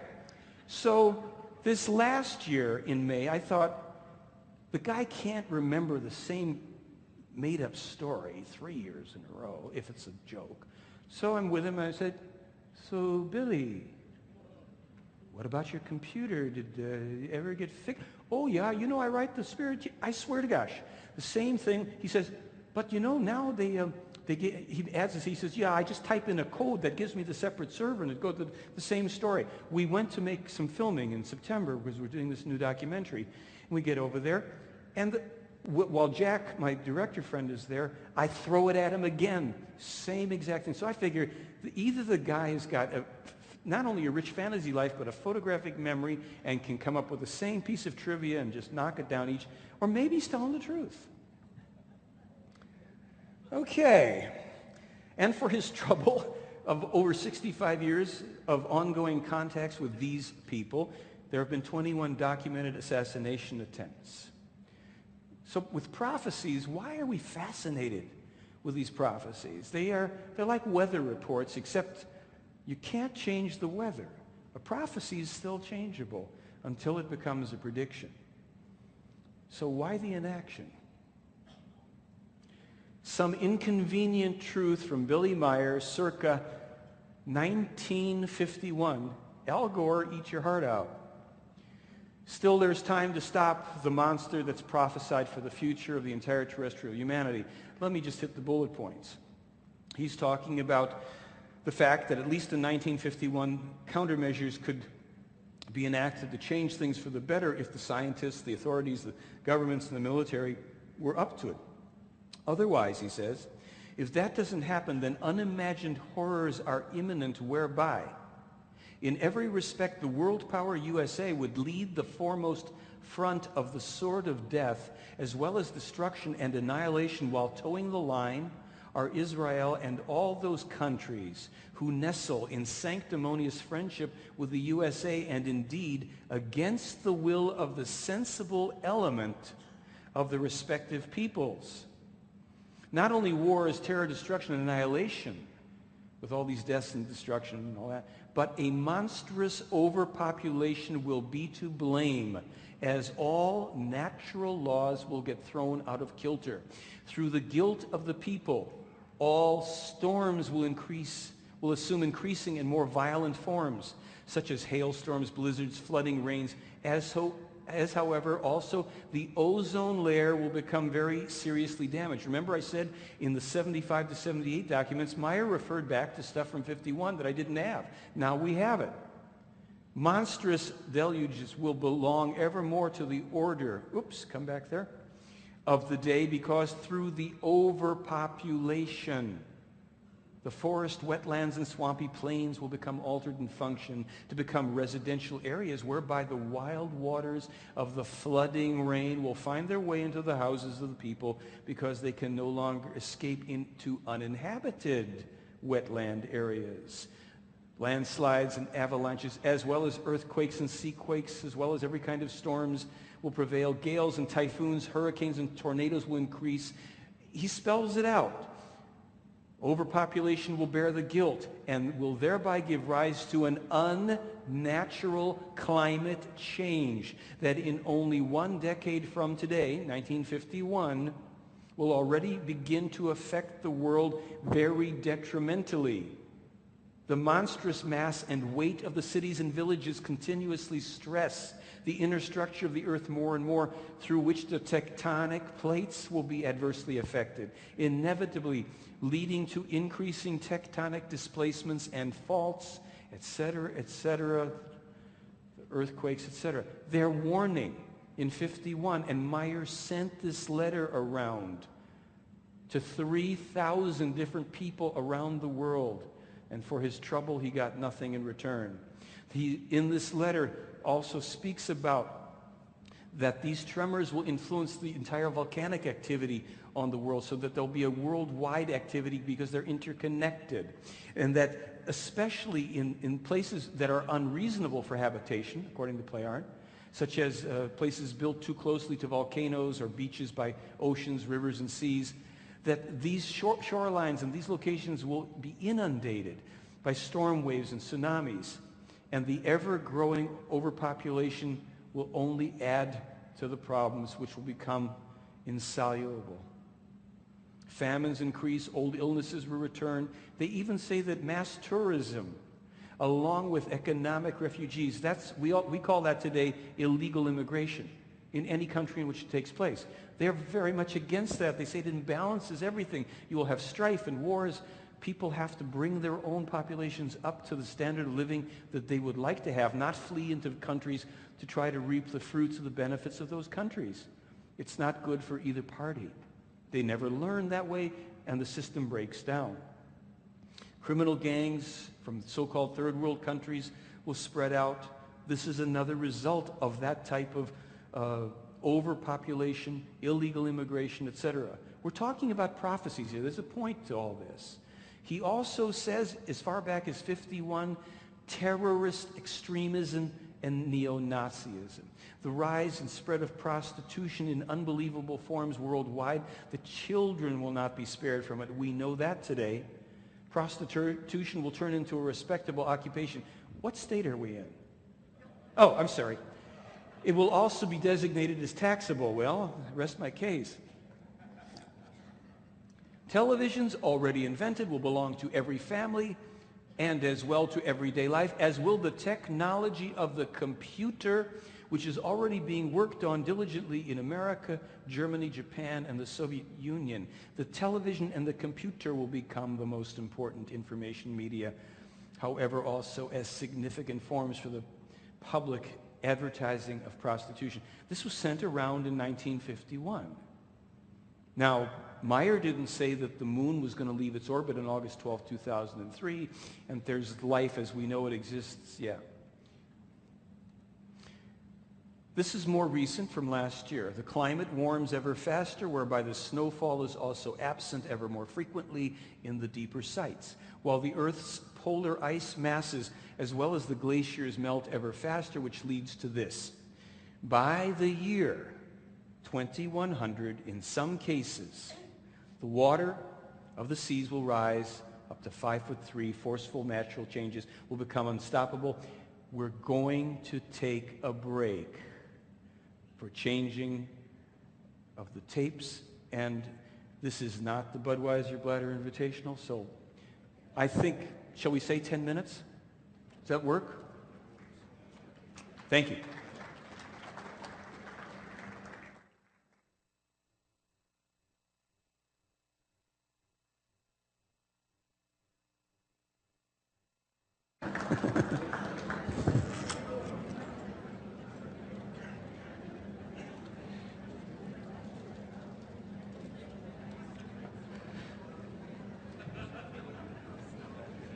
Raise your hand if you're here, would you? Okay, are we rolling? I guess? All righty. This disc, I'm rolling the wrong way. This was the last bit of information regarding the climate change, etc. I would say that Al Gore is really on the right track, and we're on the wrong track because he is. Now, in 1958, Meyer wrote, published, and sent around 25 copies of a letter of 160 specific predictions. Number 6 included the following. In Iraq, a war will be led through the United States of America through their country's president. However, this will be without success, for which reason one of his sons, who will likewise be the USA's head of power, will in the third millennium unleash a second war in Iraq, which will ultimately lead to an unbelievable disaster and to torturing as well as to mass murder through U.S. armed forces and the rebellious. Number 23, because of unrestricted prostitution in about 25 years, an already embryonic deadly epidemic will develop worldwide that will be named AIDS and will finally cost several hundred million lives. Here we have in 1958, through the madness of his overpopulation, the human has already detrimentally altered the world and the climate in such a way that a climatic warming becomes apparent that will be carried far into the third millennium and release monstrous natural catastrophes, etc., on environmental damage. 1958. Number 83 in this list. And it will be that the fanatical Islamists' bloody revenge on the distant descendants of the Christians for the earlier crucifixions by the Christians will come into being when they accomplish their deadly and destructive acts through irrepressible terror all over the world. This next one has to do with the threatening thunder that cracks over the earth due to the criminal national powers of the USA when it releases war into the wide world, and Israel's national forces spread just the same terror, murder, death, and corruption as the Palestinians themselves, from whom uncountable suicide bombers will go all over the world, etc. 85, organized murder and terror commandos will live secretly in cities worldwide and plan and carry out deadly attacks. It goes on and on about the environmental and terrorist and war consequences, the overpopulation related. So why are the prophecies being fulfilled? I call this the law of the pendulum. So let's pretend that this is a pendulum. Imagine that you see a pendulum. And what we have here has the word love written on it. Not bad. It goes out and it comes back. Likewise, hate, war, aggression. Now, what isn't known to most people, certainly not in our country, is that in the past 60 years, the U.S., its governments, have moved against people over 200 times, unprovoked attacks of aggression against other countries, other peoples, meaning everything from destabilizations, installations of dictators, raping the mineral rights and enforcing terror in a country in order to destabilize it, to outright attacks and bombing. Over 200 times in the past 60 years, not one of the countries that we aggressed against ever attacked us. They didn't initiate anything. It was judged to be in Americans' best interest. So we sent out this pendulum time and time again, and we never saw an immediate consequence to it. Nonetheless, in the past 60 years, wars, revolutions, uprisings, some fomented with the assistance of our or other secret services and military intelligences, have destabilized and upset things in the world. And then we get an attack on our soil, or we get a problem of people maybe who were on that country when this thing went out. Now they're hitching a ride back. Hey, that must be a neat place. They took everything we got. This isn't about being anti-American. If you're Russian or Chinese or German or anything else, French, British, and you've done that kind of thing, it's coming back in its own time. Cause and effect. So there is a really beautiful religious saying, right? Do unto others as you would have others do unto you. So if we were truly a country that operated under the best of that Christian or Judeo-Christian tenet, which also has been said as a man or a person sows, thus shall they reap. What goes around, comes around is our kind of current version of it. Cause and effect, do unto others. Well, in this little cosmology with the law of the pendulum, environmentally, politically, socially, religiously, in every way, we're simply getting the dumb law of the universe returning opportunities to us to taste the experience that we sent out or had been sent out in our name. So really, what am I trying to prove? I said this a couple times before. And I'm trying to prove the prophecies in the Meyer case wrong. I want to prove the ultimate prophecies that are here. I want to prove them wrong. That's a much better thing to do than to just try to scare people with prophecies and predictions and tell us we're all doomed and look how bad we've been. But remember, we don't want to speak in sweet tones or in the saccharine language of diplomacy or New Age nonsense. When a thing is a thing, we better call it the thing that it is. We're in trouble. And it doesn't take an extraterrestrial or a one-armed farmer or any of us to know that that's the case. So how can we change things? Globally, we need a global approach. Strangely enough, there is a global approach. Now, you probably, again, won't be able to read all this from every position, so let me tell you, there's something that's called the Salome Peace Meditation. And this peace meditation was brought into our awareness maybe 15, 20 some years ago.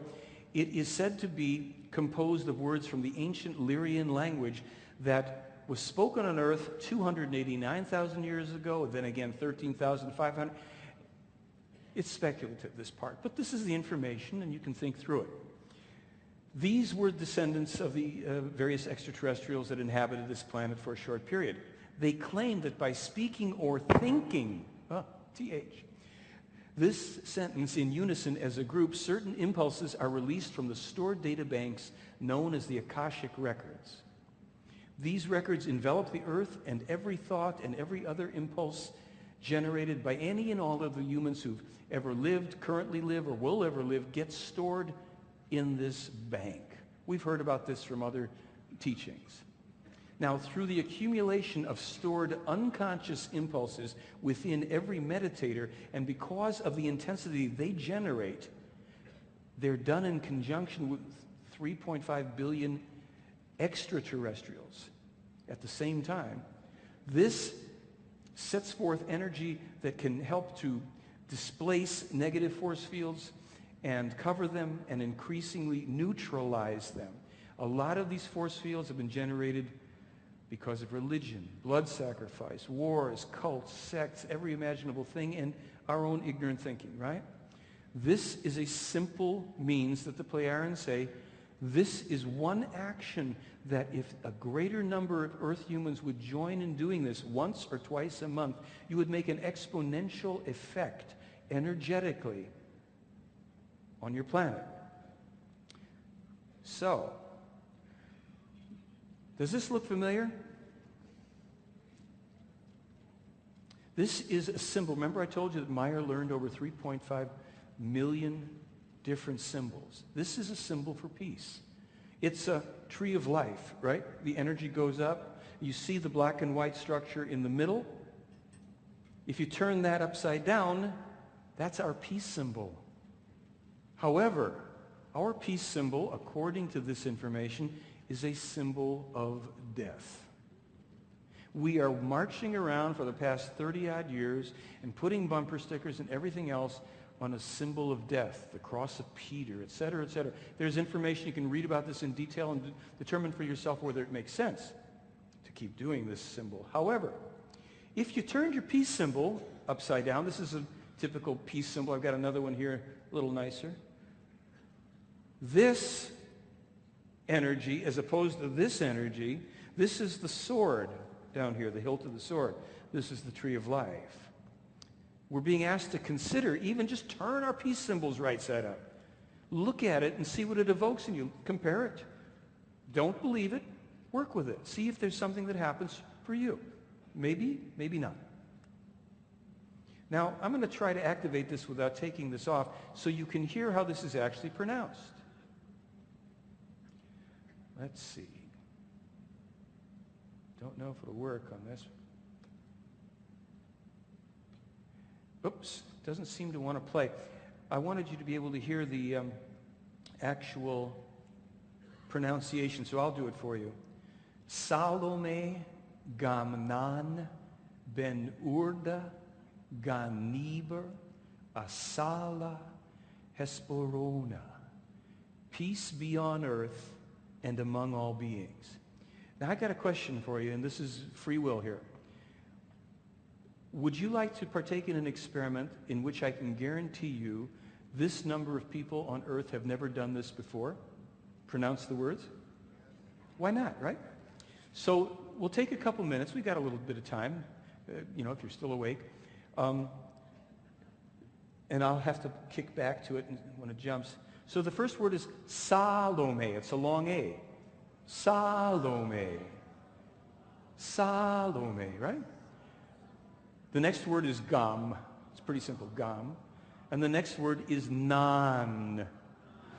Let's do those three words. Salome, Gamnan. Now the next word is Ben Urda. Yeah, almost like Ben Hur, but Ben Urda. So it's Salome, Gamnan, Ben Urda. Let's get to the rest of it. This will jump here, maybe the same, but Gan Neber, Asala, Hesporona. So let's try it together. Salome, Gamnan, Ben Urda, Ganiber, Asala, Hesporona. Now I'm going to ask this. I'll explain how this usually works. And if it dips off, I'll bring it back up. This is done for 20 minutes on the first and third Saturdays. Some people do it also on Sundays of every month. Some people do it once a month, one Saturday of the month for 20 minutes. And the times, it's all on the website. Again, it's something free you can do. Yes, there's a little pyramid that you can use and all that stuff, but don't worry about it if that doesn't float your boat. The intention, because as it says here, peace be on earth and among all beings, right? Is there anything wrong with that statement? Can we live with that? Though it's what the words mean. So it's not, I pledge allegiance. It's nothing like that. What's that? Some idiot will find some fault at that. Yes, there's always some way to find fault with plenty of ways to do that. So let's just try this a few times. If we can do this 10 times, and you just see if you can do it, and feel the vibration for yourself. All right, I'm going to try to lead it, and it goes like this. Salome, Gamnan, Ben Urda, Ganiber, Asala, Hesporona. Salome, Gamnan, Ben Urda, Ganiber, Asala, Hesporona. Salome, Gamnan, Ben Urda, Ganiber, Asala, Hesporona. Salome, Gamnan, Ben Urda, Ganiber, Asala, Hesporona. Salome, Gamnan, Ben Urda, Ganiber, Asala, Hesporona. Salome, Gamnan, Ben Urda, Ganiber, Asala, Hesporona. Salome, Gamnan, Ben Urda, Ganiba, Asala, Hesporona. Maybe that's short, but I don't want to keep you at it too long. When it's done in a group, each person can actually do it at their own rate of speed. There's a little CD they have in Switzerland, so you'll hear Salome Gamma, somebody Salome Gamma. They're just putting it out there. And if this mechanism actually helps us, far be it from me to not participate. Now, the Talmud of Emmanuel. This is the next segment here we're going to get into. I just want to say one thing about this whole Meyer case again, because there are people that still would say, oh, it's obviously a hoax. The one-armed guy fashioned all these little things by himself. Oh no, he had accomplices, even though in 8 years of on-site investigation, not one accomplice, not one detailed model, no explanation for the sounds and the 17 people that were present when Meyer recorded it, and they were analyzed in 3 different sound labs, and they're irreproducible to this day. No, it's got to be a hoax. So people should start to ask themselves what their vested interest is in thinking that the case is a hoax, and in swallowing hook, line, and sinker every other approach about so-called extraterrestrial contact that has, in my opinion, no content. This may be troubling content, but it ain't short of content. It's kind of like when you think of Atlantis. Don't you get that sinking feeling? Yeah, okay. All right. The Talmud Emmanuel, with the complete prophecies of Elijah and Jeremiah. So let me explain that we mentioned before Enoch. We have the Enoch or Henoch prophecies available on my website. They're also in the book, And Still They Fly. You can read them. The prophecies of Elijah and Jeremiah that are just being produced in English, for the first time, they are mind-boggling, as is the Talmud Emmanuel. The prophecies of Enoch, Elijah, and Jeremiah have been in the keeping of the Pleiaren ever since they were written or, expressed by the prophets, because most prophets were not their own scribes. They had scribes who wrote things down. They kept them, and they kept them for the reason that they would be expunged from the Bible. They would be altered. Different versions would come out that would be really nice and New Agey and feel good, but they wouldn't be the real deal according to this information.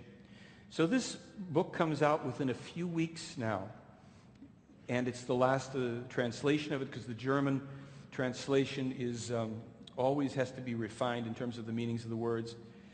I should point out to you here, this is Meyer when he's about 26.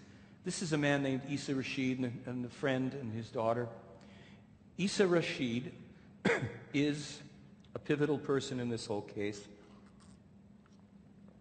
He was an ex-Greek Orthodox priest who, along with Meyer, co-discovered in 1963 4 animal skin-wrapped, resin-encrusted scrolls, series of scrolls written in Aramaic. Issa Rashid coincidentally just happened to not only read Aramaic, but spoke and read German. Meyer and he were allegedly led telepathically to this area where there was like a little hillside. There was a small hole that was discernible, and they were being led to this, so they dug it out. They went in with their flashlights, and they found what was a very ancient tomb, stones on the floor of the tomb. They dug around, they opened, they pulled stones up and found the scrolls underneath, along with several other artifacts that were, quote-unquote, meant for Meyer. This was on the outskirts of Jerusalem in an old tomb. We'll start to put the pieces together here if they already aren't very obvious.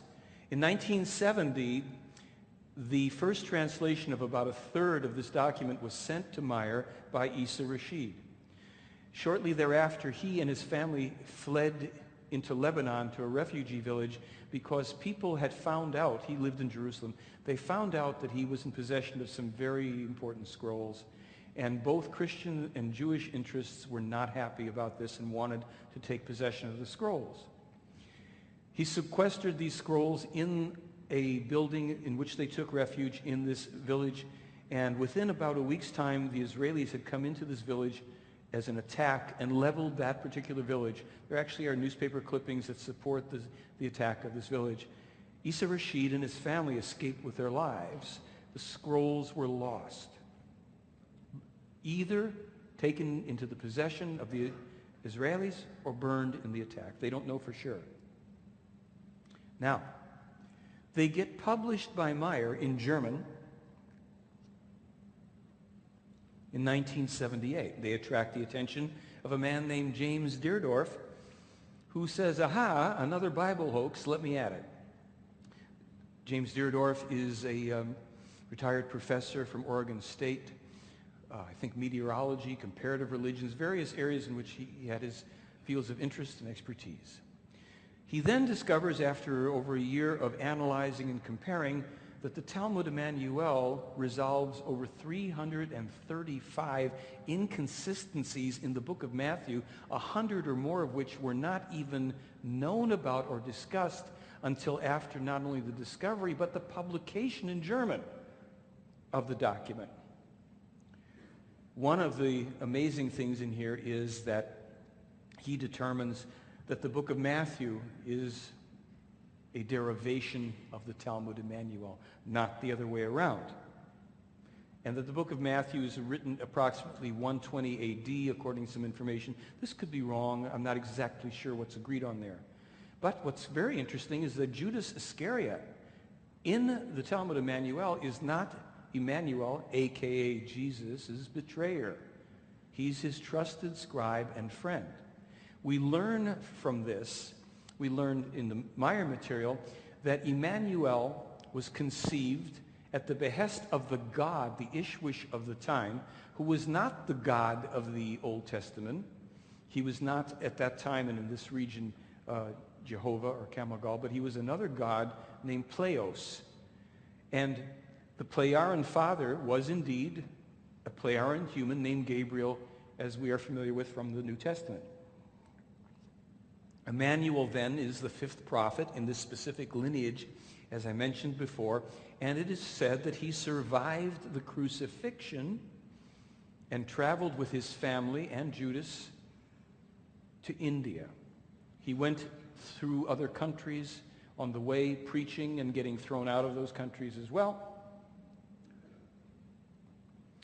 The God of the time of his adult life was named Calatan, not Pleos, because Pleos had done his bit for having Emmanuel procreated and then went back to the Pleiades star system where they'd already been living in peace for 40,000 plus years and change, and they were leaving another prophet here to try to get us straight. Good luck. Remember, these are human beings, and there's an axiom that I have, and it goes like this. Wherever and whenever human beings are involved, things can and ultimately will get screwed up. This is no exception. According to Meyer, and I asked this of him, he did not marry Mary Magdalene. She was, quote unquote, a woman friend, but he did marry an Indian woman after his mother had died. I think his mother died when he was 38, according to the story around the Talmud. And he and his wife married, procreated numerous descendants, quote unquote, one of whom was a son named Joseph. And after Emmanuel died between 105 and 120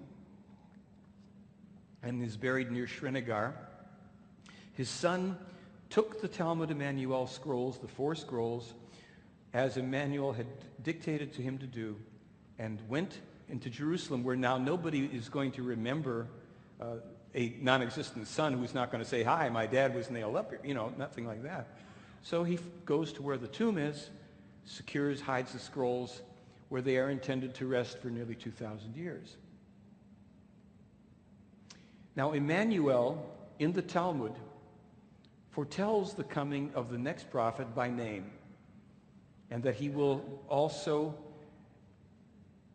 be a true prophet whose teachings, like his own, like Emmanuel's own, will be falsified and made into cults and will evolve into a fanatical, dangerous cult. Now, Emmanuel, remember, the Jesus of the Bible is speaking to the Hebrews and Israelites, the scribes, the Pharisees, etc., right?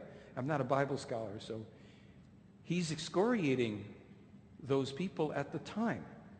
Those people in the temples, those people in the countryside, wherever he found people who he felt were being heretical and not true to spiritual teaching. And he said to the Israelites of the time, my own distant forefathers, I presume, because you have stolen these lands from the rightful owners, because you have burned and taken that which was not your own and deprived these people of their land, in 5 centuries comes another man, a true prophet too. And he will attract followers as I will under a false name, and his followers will give your descendants no peace until the end of time, unless your distant descendants make a true and just peace with the distant descendants of the rightful owners of these lands. He says that in the future, human beings of the future time are going to build these vehicles that can travel on the earth and on the water and in the skies, that they're going to fight with each other by creating metallic projectiles. They're going to fill them with the deadly cornerstones of life and deadly foul air, atomic, biological, chemical weapons. This was discovered in 63 and published the first time in 78. Okay. Then he mentions that human beings and their lust and greed for power are going to ignite the very oil of the earth and darken the skies, and soot will fall all over. Does anybody remember something like that happening? How about 1990, the Kuwaiti oil fires? Now look, here's a document that we can say, well, we can't prove it was discovered in 1963, but we can prove it was published in 78. Okay, atomic biological missiles, well, maybe someone could figure that out. Now we've got the darkened skies from the oil fires. Then he goes on and talks about a coming destruction of Jerusalem that reads very much like a nuclear attack. And of course, as I already said, again, he says, this is avoidable if Israel will make a true and just peace with the people that will no longer be on their ancestors' land. He says then that there is a danger of a new worldwide war. But simultaneously, while these terrible crises are coming to the fore during this time, the true teachings will again be presented to the world. And that they're not his teachings. They are the true eternal teachings of creation as have been presented before and ignored, corrupted, redacted, edited, eliminated from each of the prophets that preceded him. And he says that he will return, or his spirit, a new personality, will come again during that time to announce the celestial sons, meaning the people that would come from the heavens. Yeah? We okay there so far? I mean, that's even kind of hinted at, I think, in the New Testament. He says that the new prophet is going to live in a northern country. He's not going to have as much power over health and illness and all as he, Emmanuel, would have. But the eternal teachings will be revealed anew through this man and spread throughout the world in small groups over time until the truth is known to everyone on earth. But that time is going to take several centuries, up to 700 to 800 years past this time, before we've straightened ourselves out, unless we decide that we would like to get at it a little quicker. Now, in Srinagar, India, at the base of a tomb there, I think it's called Isa's tomb or something like that, are the impressions, the markings of 2 human feet with marks in the center of the feet, somewhere in here, of nails of a man who had been crucified. And I don't have the exact wording, but I think there's a legend that goes along with this. Here lies a great teacher who was, crucified in his country and came here to teach us something. There's also the tomb of Mary somewhere to be found, the mother of Emmanuel. Now, is this a new religion? Is that what everybody's being set up for? Is that what the Billy Meyer case is about? Well, remember, no. Illogical premise, what's in this book is true because the book says it's true. Now, remember I said that the Talmud Emmanuel was destroyed or is no longer in Meyer's possession, the original, right? Well, this really irks people. Well, we don't have an original. And I thought about it a lot. And I thought, well, even the Bibles were composed and compiled and all that and edited decades, centuries after the original events may have occurred. There's something brilliant here. If we're trying to get away from this, what's in this book is true, the last thing we need is another precious ancient relic to go, look, it's in the book, so it's got to be true. It's the truth. Billy Meyer's telling the truth. The teachings of Emmanuel. Let's worship Emmanuel or Billy or whatever. Big mistake. So I think, and I've always thought this, the Pleiadian people, if these are real beings, and you notice I've never said they are real, I've said alleged every time, because I can't prove their existence. I think I can make the best case for it. But if they are existing, and if those are their spaceships, and if they really can travel through space and possibly through time, they allegedly took Meyer back to meet Emmanuel. That's pretty mind-blowing. That's in the film. You'll hear about that. If that's true, I hope that indicates that they are a few curves ahead of us on the road, and they might have come to some position to say, well, let's let the thing get crisped. And somebody says, well, there won't be an original left. And somebody else says, great. No more worship of books. We're trying to get people out of the age of beliefs and into the age of knowledge.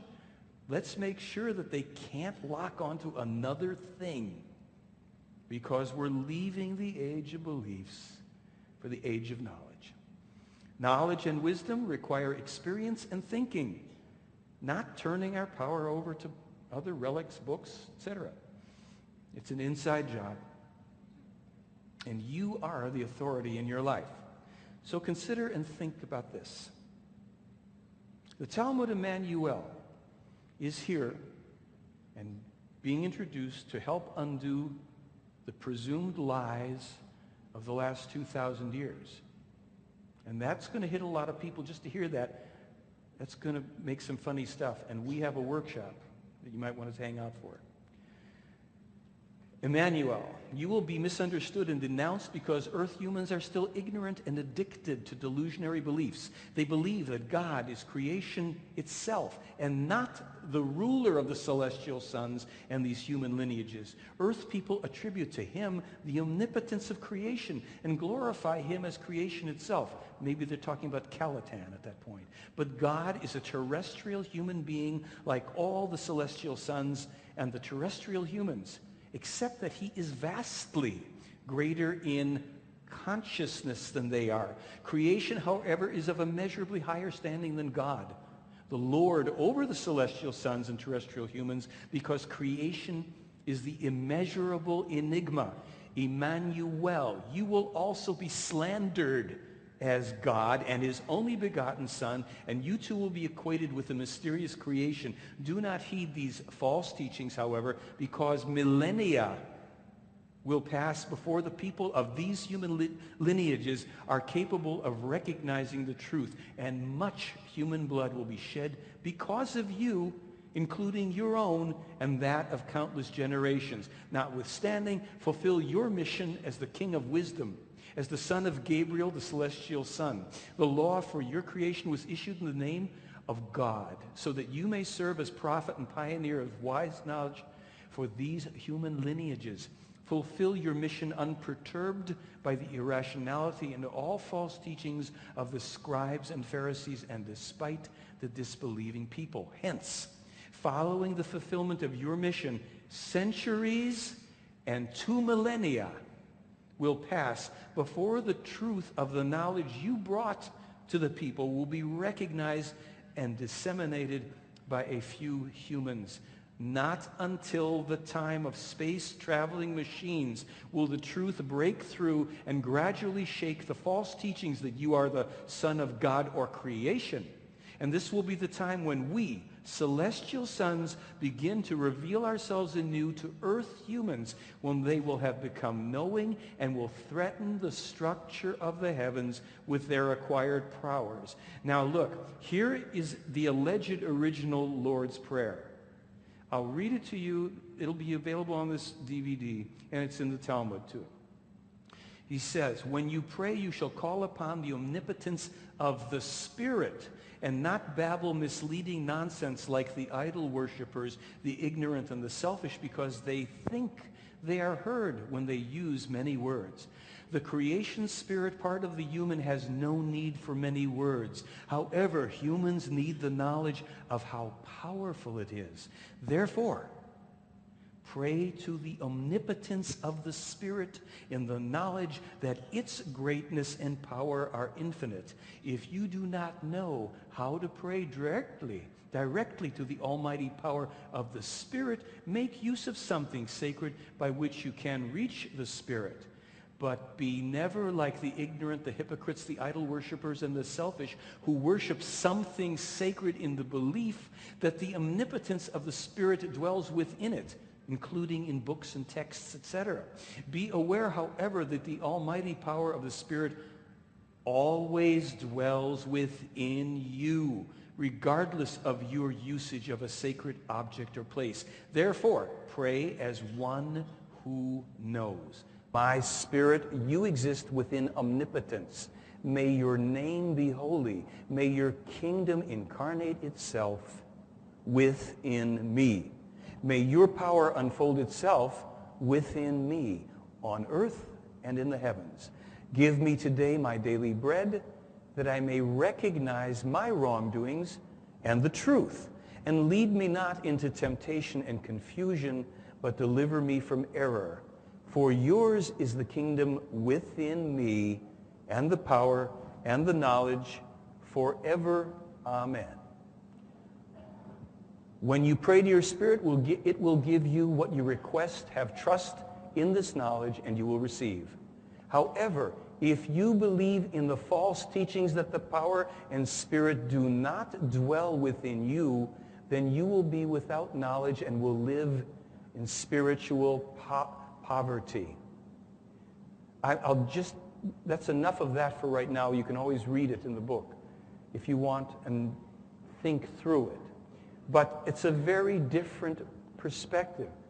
And Emmanuel said, truly, I have not come to bring peace, but the sword of knowledge about the power of the Spirit which dwells within humans. Therefore, while we may be at a UFO and ET conference and everything else, and things are fascinating that appear in the sky or wherever, it is about us. That is what the Meyer case is about. So there are also, and I'm not going to read all of this to you because it would really put you to sleep, although it should ultimately awaken you when you read it on your own. But this was from a contact with Semyaze that Meyer had early on, the 10th contact, and she starts off, the human bears a spirit that does not die nor sleep during the deepest sleep. Every human has his own spirit, creation, truth, knowledge, imperishable life, etc. That's what all of the prophets, all of them, were trying to bring to us. But as soon as that my mother told me a story many years ago, and I didn't get it at the time. I don't know if you'll get it now. There were two guys walking down the street. One of them's a regular guy, and one of them's the devil. They're following somebody in front of him. And as this guy's walking, he suddenly bends down, he picks something up, and he's happy and ecstatic, and he clutches it to his chest. The devil starts bouncing up and down with joy and glee. And the guy next to him says, hey, excuse me, what are you so happy about? The devil stops bouncing from him, and he says, he just discovered the truth. So the guy says, well, wait a minute. It sounds like you're out of business. If he discovered the truth, what are you so excited about? He says, I'm going to help him organize it.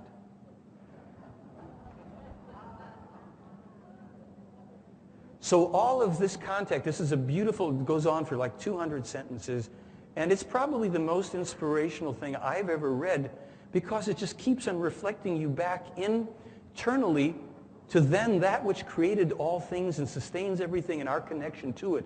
There's no fear, there's no threats, there's no God taking side in football games or wars. There's nobody saying if you don't do this and look that way, you're going, I'm going to be dipping you forever in a molten lake. There's no harps to play. It's like there's another picture. So as I say, this goes on for some time and it's quite beautiful. The Spirit is the wonder of all wonders, and all power emerges from it. Again, from the Talmud, so it will come true in 2 times 1,000 years when humans have become knowledgeable. My actual unfalsified teachings revealed anew. The new prophet of that distant future will not possess as much strength and power over evil and sickness, but his knowledge will surpass mine, and his revelations about my real teachings will shake the foundations of the entire earth. For in his time, the world will be inundated by my teachings as falsified by the distorters of the scriptures, and it will be living in false religious cults that bring death. It will be a time when wars from space begin to threaten, and many new gods will seek to rule over the earth. Truly, truly, I say to you, the new prophet will be persecuted not only by a wrong-minded people, as will happen to me, but also by the whole world and by many deluded religious cults which will bring forth many false prophets. Yet before the end of 2 times 1,000 years, the new prophet will reveal my unfalsified teachings to small groups, he says, just as he teaches them. Nevertheless, his path will be very difficult and full of obstacles, because he will begin his mission in a peace-loving country in the north, which will be dominated, however, by a strict and false religious cult based upon scriptural distortions of my teachings. Thus I prophesy, and thus it shall be. And this, remember I said, Emmanuel prophesies the destruction of Jerusalem as well. When the land seized by the Israelites is attacked, people shouldn't go back and get things. Pregnant women will suffer. They will construct machines of metal. This is all in the Talmud, where you can read this for yourself. Mighty nations, if they say when the war time would come, if we allow that, if at that time mighty nations were not to intervene as once did the celestial sons, to bring a halt to the unrestrained madness and deadly conduct of demented dictators. Can you think of any? Truly, I say to you, I tell you, no human being would survive. He talks about the huge population at that time and says this is what the law ordains, because people have violated it and will continue to violate it into the distant future. This was the quote where he talks about the makeup of the earth, sky, and air will be disturbed, and the land will burn because of the black oil of the earth, ignited by people's craving for power. Now, he says here, the sky will darken and rage for 1,000 days. That didn't turn out to be true, or they're going to do it again, I hope not. But this is, 2,000 years in advance, you get it off. You hit the big ones, but you miss the duration. I don't know. Figure it out for yourself. And as he says, creation alone stands far above all humankind, and it alone deserves honor and praise, just as it renders honor and praise to the absolute power above it. Emmanuel in his time is saying, we live in a universe, a creation, and there are creations above and beyond it. This is evolution. And yet, if you look at the Meyer case, they debunk Darwinian evolution. That's another story. We have that on the website. And that people must not put God, the terrestrial ruler, above the creation. Since I will certainly return at that time, I will let them recognize me. This is as the law and destiny ordain it, and so it shall be. But remember, this is the most important slide within the context of the Meyer case and what we're leading to here. No deification, no worship, no exaltation, no adoration. A little respect for a job that's very thankless. For as lightning flashes and illuminates from start to finish, so will be my coming in the future, when I will bring the teachings anew and announce the legions of the celestial sons.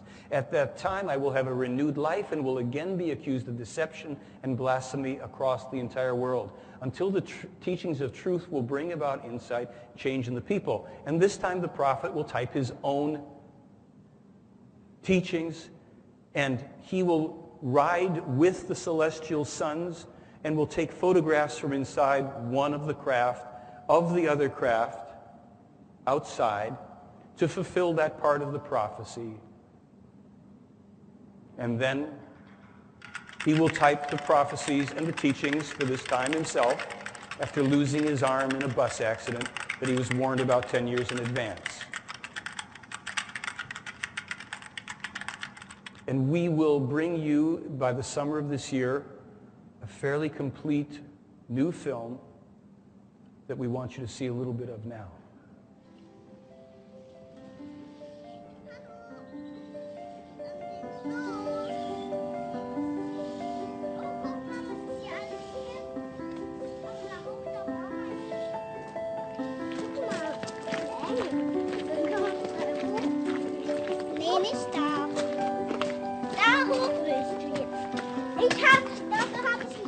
Wir sind hier auf der Erde, unser Leben zu führen. We are here on earth to live our lives so that the consciousness can evolve, so it can collect knowledge and wisdom, build love, freedom, and harmony, so that the human can learn he stands here in the material life on earth, exactly as other human civilizations do on other worlds and in the entire universe. Welten im gesamten Universum dasselbe tun.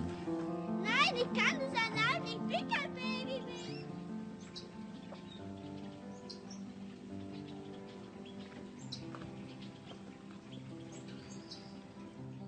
Mein Name ist Eduard Albert Meyer. My name is Edward Albert Meyer, but around the world I'm simply known as Billy. I received this name when I was in Tehran on my journeys.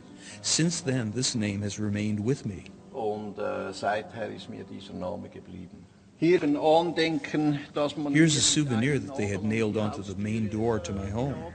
It's enough, you dog, you will be put down. Shortly after they had nailed this letter to my... Oops. Sorry, folks.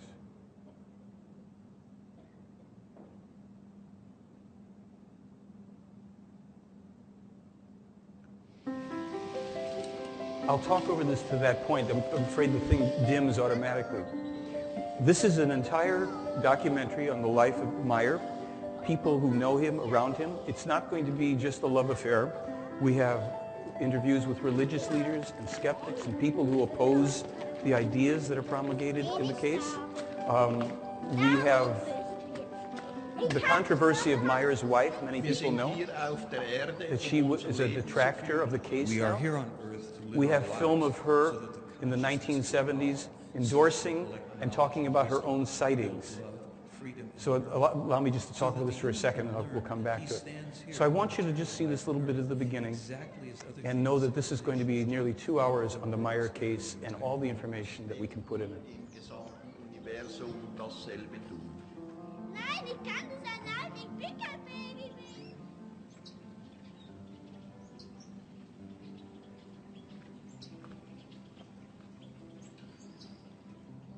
Mein Name ist Eduard Albert Meyer. My name is Edward Albert Meyer, but around the world I'm simply known as Billy.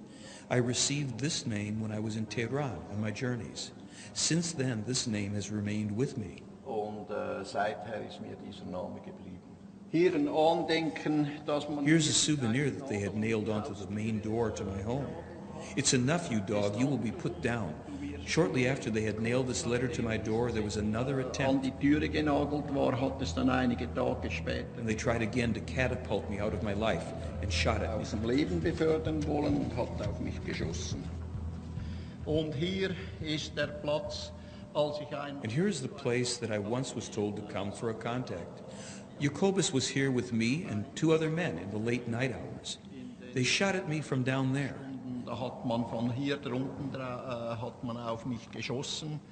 Das habe ich aber Tage zuvor... But I had dreamt about this days before and had hung a metal plate in front of my chest under the jacket and an agenda, and the shot went into the agenda and into the metal plate. Dann genau in die Agenda rein und in die Metallplatte, und so hat es mir das Leben gerettet. Durch einen Traum, den ich zuvor hatte.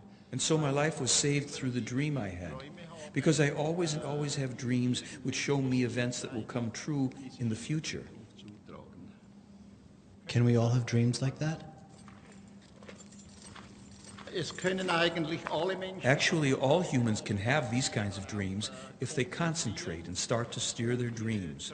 And when they make themselves somehow capable to have visions through their dreams, they will have truth dreams, and so on and so forth. Irgendwie durch die Träume eben Visionen. But it depends naturally upon the human concentrating hard and using his consciousness to truly direct the energies and powers that come out of the Der consciousness. Mensch sehr konzentriert sein Bewusstsein dazu benutzt,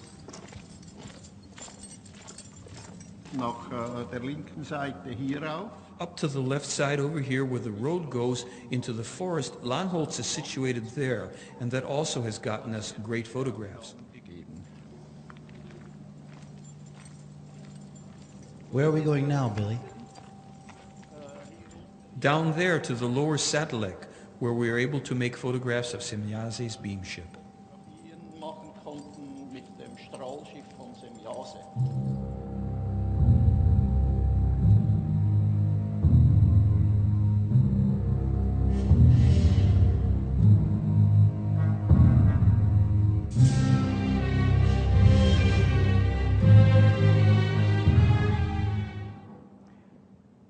That's the trailer. Thank you. You saw the roads he was walking down there? Many people here, you've seen the photographs in the books, right? And it's so easy for the skeptics and the debunkers to say, well, he's hanging models. Walk those roads, up and down those. That was one of the easy locations. And you saw the photograph taken over a log pile that was there. You try to figure out how a one-armed man, even with a crew of elves, would get out there and take 1,200 photographs, clear photos, 8 films, a video, etc., and fool people for 30 years with it. It's mind-boggling. And we just hope that we'll present both sides. We're going to have a skeptic in there explaining how it was all hoax, too. So it'll be interesting. So do you really think that this is all still about extraterrestrials, UFOs, gods, and exopolitics and ascension and angels and masters and gurus and cults and saints and etc.? Or is it really about us and about this? Truly, I've not come to bring peace, but the sword of knowledge about the power of the Spirit which dwells within humans. I was looking for somebody to believe in, someone who'd save the day when things go wrong, someone who'd live and die for all the things I only cry for, someone who'd change my life, change it with a song. And I was looking for someone with all the answers, someone who'd show me how to play the game, to be stronger than the madness, all the anger, or stronger than the sadness, all the anger and the madness. But how long can I hide the one I'm trying to find? I'll be my own hero. I'll make my own magic. I'll change the endings that used to be tragic. I'll be all I am without armor or mask. I'll be my own hero at last. Now, I don't need someone to come and save me and tell me how my life's supposed to be. I keep on taking chances, finding my own answers. Love's the only savior I will ever need. And I'll be my own hero. I'll make my own magic. I'll change the endings that used to be tragic. And all through my life, I'll let love lead me on. I'll be my own hero. I'll sing my own song. Thank you. Thank you. We talk now about an individual approach. And that's where we come to the standing in spirit part, which is a workshop. And I'm going to give you the option because we just would roll right into it. If anybody here doesn't want to participate, whatever reason, we'll give a minute or two for those that feel they don't want to go through this. Anybody that wants to go through it, it won't be an ordeal. It's fairly direct and to the point, but use your own discretion, your own tolerance, your own bladder, whatever it may be, okay? So let me just say a little bit about this, and if you're leaving, we'll understand. I think in the beginning I showed you my little resume and I said I created this in 1990. And recently, Meyer and the people in Switzerland have asked that I do this workshop at the end of every lecture so that we're not just focused on all this stuff, phenomenon, text, everything else, but we find And many of you may already have a good way. This is another way to make the internal connection. Remember, wisdom is the greatest asset of humanity, and so is the created will, which is Lord over love and happiness. But all of this is meaningless without the power of the Spirit. And the last quote before we get into this. There is no higher happiness than wisdom, no better friend than knowledge, and no other Savior than the power of the Spirit. So I'm not really big on affirmations, and naturally, shortly after I'd come up with this process, woke up in the middle of the night and had to write this thing out. I've revised it a little, but what the heck. By the love, power, wisdom, force, and will of my consciousness, I disconnect, complete, forgive, and release these limiting patterns, influences, behaviors, and beliefs. I remove and replace them with the positive, loving qualities of my own consciousness and spirit. Now, what I should say is this. That's our operating principle. That's our context. That is not to say that what we're going to do is say affirmations over things inside of us that are not true, which is why I don't particularly like affirmations per se. What we're going to do, those of us that participate, and this is a silent, basic, personal participation, we're going to, if you agree, let the operating principle be as such, that it is our consciousness and the qualities, the positive and loving qualities of our own consciousness and spirit that will guide us, and we will then recognize that only that which we are ready to receive and perceive from within ourselves, brought to us by our own higher level of inner awareness. No angels, no guides, gods, facilitators. I'm just kind of here to make noises so you go through some steps. But it is your inner awareness that is your guide. Neutral positive thinking is a teaching of the Pleyar and Meyer material. And it means that we first have to discover what is, whether we like it or not. I sometimes say that a negative aspect of America, not a positive one, there are positive ones, is our allergic reaction to things we don't like, what we don't want to hear about, we don't like that they exist, they inconvenience us. In our personal lives, we have the opportunity to mature our perceptions beyond like and dislike and let what we don't like or what's uncomfortable to us present itself with our inner consciousness being our own guide, that we may then accept the reality of that non-preferred state and process it and come to remove and replace with the positive, loving qualities of consciousness and spirit. So the way this works is, and we'll go through it in a moment, I'm just kind of giving you the ground rules. We first identify an inner conflict, a dissonance, something we want to change, a fear, whatever. We take a look within. We sense it, we feel it, we get the images, the thoughts, the emotions and feelings, and we locate them. We get a sense of where they reside in us, because our emotional content usually, and mental content also has location. And a lot of this is familiar to people if you meditate or have done some other processes. What we're going to do is we're going to observe, and breath by breath, we're going to receive what is, and we're going to allow consciousness to take it and to let it go. We're going to not struggle against it. We're not going to want to defend or negotiate or judge against ourselves, but we probably will at some point or other. So when we notice that, that's the thing we're working on. Are you understanding this so far, or is it too mental? A little of each? You getting it? Okay. So if I have something that I'm upset about, and this is how this thing came about for me. I had a relationship that went south, and really bad, way south. And I had a big knot in my stomach about it, and I was doing some standing Qigong, and suddenly the voice popped in my head and said, ask your spirit to show you the core of the pattern. And I said, okay, yeah, whatever. And suddenly I'm reliving my childhood with my father. It had nothing to do with my mother or another girlfriend. And I'm in this big emotional discomfort while I'd become fairly still just standing there. But also, I was observing and feeling at the same time. And bombs were going off, and I was seeing red. I really understood that idea. And I was inside just on fire about all this. And this was going on, and I was receiving it and looking at it, and some of it I was seeming to analyze, other parts were just coming and going, and then suddenly it was gone. And I thought, well, what difference did that make? And this little voice pops back in and says, think about your father again. And I went, yeah, that was my old man. What's the big... I went, wait a minute. Where's the nut? And then think about her. I went, yeah, nice girl. What's the problem here? And I went, wow, what is this? So every day for 2 weeks I came back to class and I would pick on myself. I'd find something to stimulate my internal grief about. And just do this process of following it and breathing with it and observing. And not trying to overly analyze, but analysis can be a part of it. Anyhow, my point here is this, that we're going to focus not on yogic breathing or anything special. We're just not going to hold our breath. We're going to let what comes up be there, and we're going to, when the breath comes in, we receive it. When the breath goes out, we release that breath in that moment.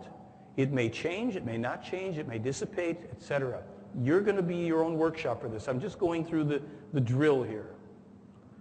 So the experience is within you, and this isn't about screaming and crying and doing primal therapy. It's really about awareness and how the consciousness brings us that which we're ready to experience at any time that we will still ourselves enough. Now, let me just see what our next slide is here. Okay. So what I'm going to say to you, and don't worry about the slide part of it, we'll just do this at this point. So just make yourself as reasonably comfortable as you can. Basically uncross yourself if you are comfortable sitting 2 feet on the floor, and you can have your hands in your lap. Just don't do any of this stuff because it's a little restricting. And what you're going to do in a moment, and this is my last part of talking it through, is you're going to find something that you'd like to work on in the privacy of your own consciousness that you don't have to tell me or any other person about, even though I'm going to talk to you about some stuff. So we're going to take about a minute. As I'm talking to you, just find some issue. You can close your eyes for this. You can leave them open, whatever you're comfortable with. Something that's issue for you. And if it's the first thing that comes up, take it, because maybe it'll be something you can work with here in this process. And just find something. And if you have nothing at all that bothers you, congratulations. Make something up. I don't know. Okay. We've already agreed, and you can keep your eyes open or closed here. You can actually ignore me if you want. I'm going to try to just lead you along. We've agreed that our inner wisdom is the guide. I'm going to ask you to put your attention on this original situation, this issue, this thing right now that you want to get in touch with to improve in some way. I want you to know that your consciousness is going to do the work, and you have to simply be attentive. Observe yourself. Be patient and forgiving with yourself, and we're not worried about perfection. We're just doing a little piece of work. I want you to focus on the part of your body, your entire body and being, where your attention may be drawn related to this situation, this issue. And all I want you to do right now is I want you to breathe in and out and continue to do that for many decades to come, but just while we're here, stay with it. And I want you to try to keep this issue in the forefront of your inner awareness. Some people see pictures or movies, some don't. Some just have an idea, a feeling, a sound, a memory. Whatever is true for you, I want you to be with that issue now. I simply want you to do breath by breath. Let it come and let the breath go, and just be there for whatever is. There may be nothing, something, a lot, a little.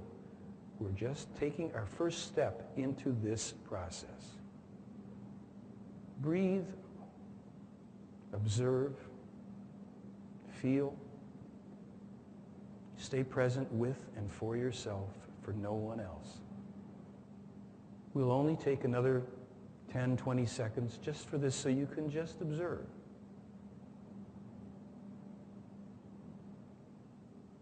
Follow, breathe.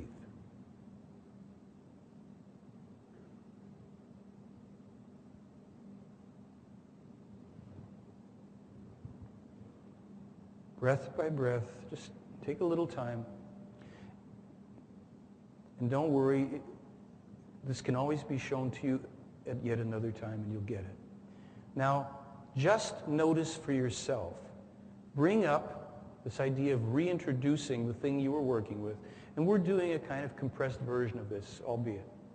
Just bring up that situation and notice it again and see if it resides in the same place inside of you, with the same intensity, more or less. And if you are willing, if it's not uncomfortable for you, see if you can provoke it a little more. Enrich the picture. Throw some more on the fire here. Bring up another image or an association inside yourself. And allow expectation to not be the important part.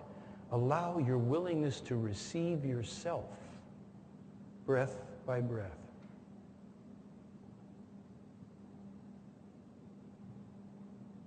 There is no wrong way to do this. Just be with yourself.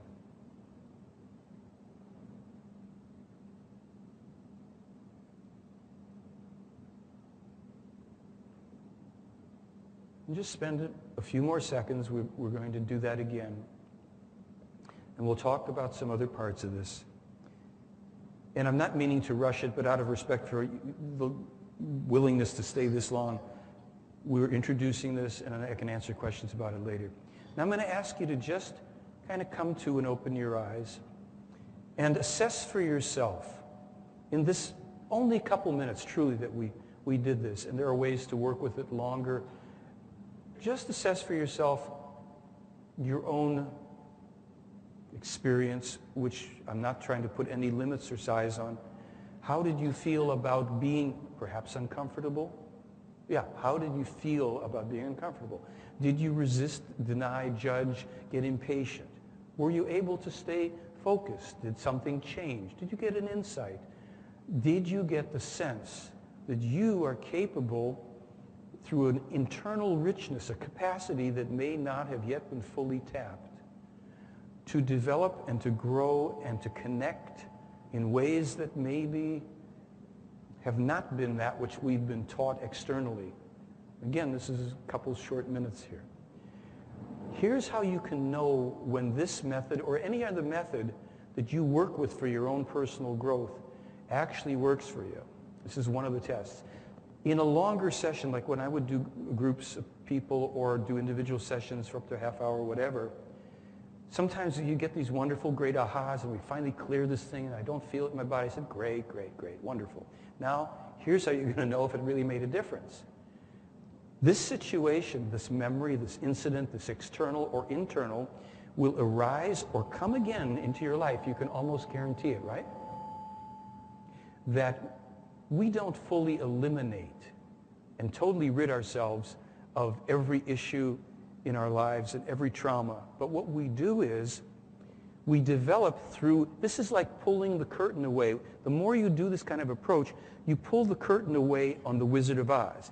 Because, and this was from my own discovery, the wizard has run us for a long time with whatever these internal issues are. It goes boo, and we go into habitual. We shut down, we react habitually. That's what neurotic behavior is. The same response to stimuli, to things that have no relation to our original traumas. And we're not going to get into a big psychological discovery or discussion.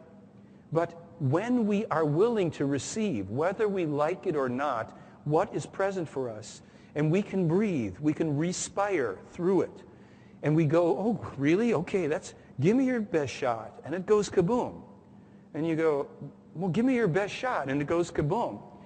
We get at a certain point, and it may or may not happen after 3 minutes of introducing the idea, that is it, folks. That energy that puts us into our contraction, our fear, our shutdown, or whatever, that is all it takes to do it, because it's all it ever needed to take from the earliest point of our life, and we would cooperate and habitually go shut down in fear, whatever. When we are face to face with that wizard and we've pulled the curtain aside and it's going boo, at first it hurts. It makes us uncomfortable. We want to run and deny and judge and get away from it. And so we come back knowing that our inner wisdom is not going to give us anything we cannot handle. We go back. We say, okay, well, give me the best shot. And after a while, that knot, that mass, that congealed thing, whatever you saw or felt or sensed, starts to dissipate as it does in any dream when you focus on it. Not because I'm trying to say, I'm a lovable, wonderful person, I'm rich, I want the... You know, rich people don't have affirmations in the refrigerator saying, I'm a wealthy person. They know they're wealthy people. They got other things going on. And people that are healed of this issue or that, they don't have to put that up there either.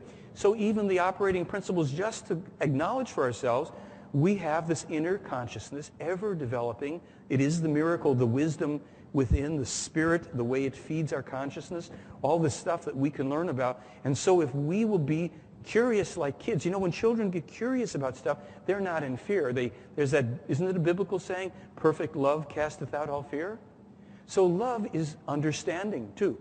It is not necessarily to believe or to act or feel. It's to understand, to receive, to support that which is the best thing. When we do it for others, we love others. When we do it for ourselves, we're truly loving ourselves. So this is not about you have to follow anybody. The gift is to be reminded that you can trust your inner wisdom. When you have something, and no matter how long standing, you will not be overwhelmed. When you ask your own inner wisdom, your consciousness, if you want, your spirit, to guide and give you that which you're ready to receive and perceive. And sometimes, you know what? You get nothing. And sometimes nothing changes. And sometimes there are ahas. There can be all sorts of stuff, and I'm not going to make suggestions to you so that this is not a hypnosis session. This is for you to find out. And I really invite you to know that one of the ways of testing it, therefore, is when the external stimuli appears or reappears, do you have no choice over your behavior and you do the same thing? It's okay if you're aware of it. And I've been there, and I still go there sometimes with certain issues. Something stimulates it, and I'm back in my jive, but I know I'm doing it. When I'm in my next better self, I do anything but my regular song and dance when that thing is said to me or when I come in contact with that particular person that still has my button or whatever. But I know I'm doing it, and when I know that a degree of mastery has occurred is when I go, okay, I'm not doing that. I think I'm going to do a specific other thing. I have choice. And this is the difference between being in fear of external authorities and gods and priests that are going to tell us things, and knowing from within, we choose. We are the authority in life. And this is not, and I'm not trying to negate it, it's not the easiest thing for most people in this world at this time. Some people, yes, it's easy for. And it's not always easy for me. So the key to conscious and deliberate progress is the observation of our thoughts 24 hours a day. We choose. As we observe our thoughts, we notice what we're thinking and what we're perpetuating. So if we don't like that world out there, that relationship, we listen as we see the thought, as we hear the thought, as we feel it, we can say no thank you. Some people go uncreate that, not preferred, whatever. And we replace it with a thought of our choosing. But we first have to acknowledge it. That's coming right back to what is. So we take back the power from the external source. This is our work. When the teachings are to be spread anew, quote unquote, sorry folks, it has nothing to do with that the teachings are that extraterrestrials are coming and that we have them walking among us and they're in the supermarkets and we're going to be on ships and I'm channeling this one. It's much more universally true. These extraterrestrials in this case, they meditate, they do their own work, and they make their mistakes to this day. And there's some famous ones in this case. So this isn't about perfection. It's about the process and the progress. When we think for ourselves, we do rediscover this immense and liberating power of true knowledge and timeless wisdom. That's the gift of life. Not the ETs, not the prophets. It's the gift of life, of the creation, of the spirit. It takes a reintroduction, a battle to bring it back in a world where we have now 3 major religions at each other's throats and every ism on the planet going, adding to the mess. So we might as well party on down and get to know ourselves, and have dominion. It's like Dominion over self is how we rule. And justice is the lustrous crowning jewel. The light of truth comes shining through for all the people in the world like you and me. And that's the silent revolution of truth as well. So I'm going to do one more little lyric, if I may, that takes it out of one place and puts it in another. You wander through the world, you know there's something you were born to do. And everywhere you wander, you'll hear your destiny call out to you. It's ringing true, for you are the hope of tomorrow. Yours are the dreams that never sleep. You're the one for whom life has just begun. You will find the stars within your reach. And you're gathering together everybody that you meet along the way, showing them the power of a heart that's free to give its love away. They'll hear you say, for you are the hope of tomorrow. Yours are the dreams that never sleep. You're the one for whom life has just begun. You will find the stars within your reach. But in a darkened moment when you fear there's not enough reason to keep going, instead of giving up, remember, for you are the hope of tomorrow. Yours are the dreams that never sleep. You're the one for whom life has just begun. You will find the stars within your reach. So that is a mini workshop with little suggestions placed in there, right? The workshop, I'm just going to tell you what's available. We're not going to do a big hard commercial, but I have to do something. So this is the Standing in Spirit DVD, which has some of the play hour and spiritual teachings on it and information, plus something like a 20, 30-minute workshop where you actually can sit while there's people doing it. You can do it for a longer period of time and be with it. This is, I'll mention this one. I haven't really put focus on it. I only mentioned the beginning. The Meyer Contacts DVD, I put it out in 2004, and I talked about material in the Meyer case from 1981 and 87, and some of the things that he put in prophecy and prediction back then and that are on this DVD occurred after this DVD came out. I call that legal proof. In other words, there's a copyright date on here. Even if you don't believe Meyer said it in 81, 87, as I reported, it's on this, and the events happened a year and a half later. Such things as the Paris riots by the Islamic inhabitants and other things, and some things on there that we, with our Salome meditations and our standing in spirit, can see to and assure do not have to occur. You know, if we are guided by our inner wisdom, we are able to create a peaceful kingdom. And this, oops, I'm now running on reserve battery, okay. This is what this is about. The DVD is very comprehensive. It was the first one I put out. So it had the prophecies, predictions, and all this stuff. And I call it a collector's item because it will be something that you can turn to anybody and say, this has legitimate proof. If you don't even want to believe the photos are real and the scientific experts we quote on there and the metal sample analysis and the sound recordings and the rest of the 2 hours of it, see those things written there? Look at the copyright date and go on the internet and search and find out when those things happened. And they happened afterwards. And Still They Fly is a wonderful book by Guido Musburger, in which those earlier quotes about diplomacy and the hard language of truth. And I hope at this stage right now that you will understand that I'm not here to diss people. I'm not allergic to defending myself, and I don't mind that. And I think some things have to be said. But the main thing is that when we get into the language of truth, we're not afraid to be wrong. We're not afraid to be corrected.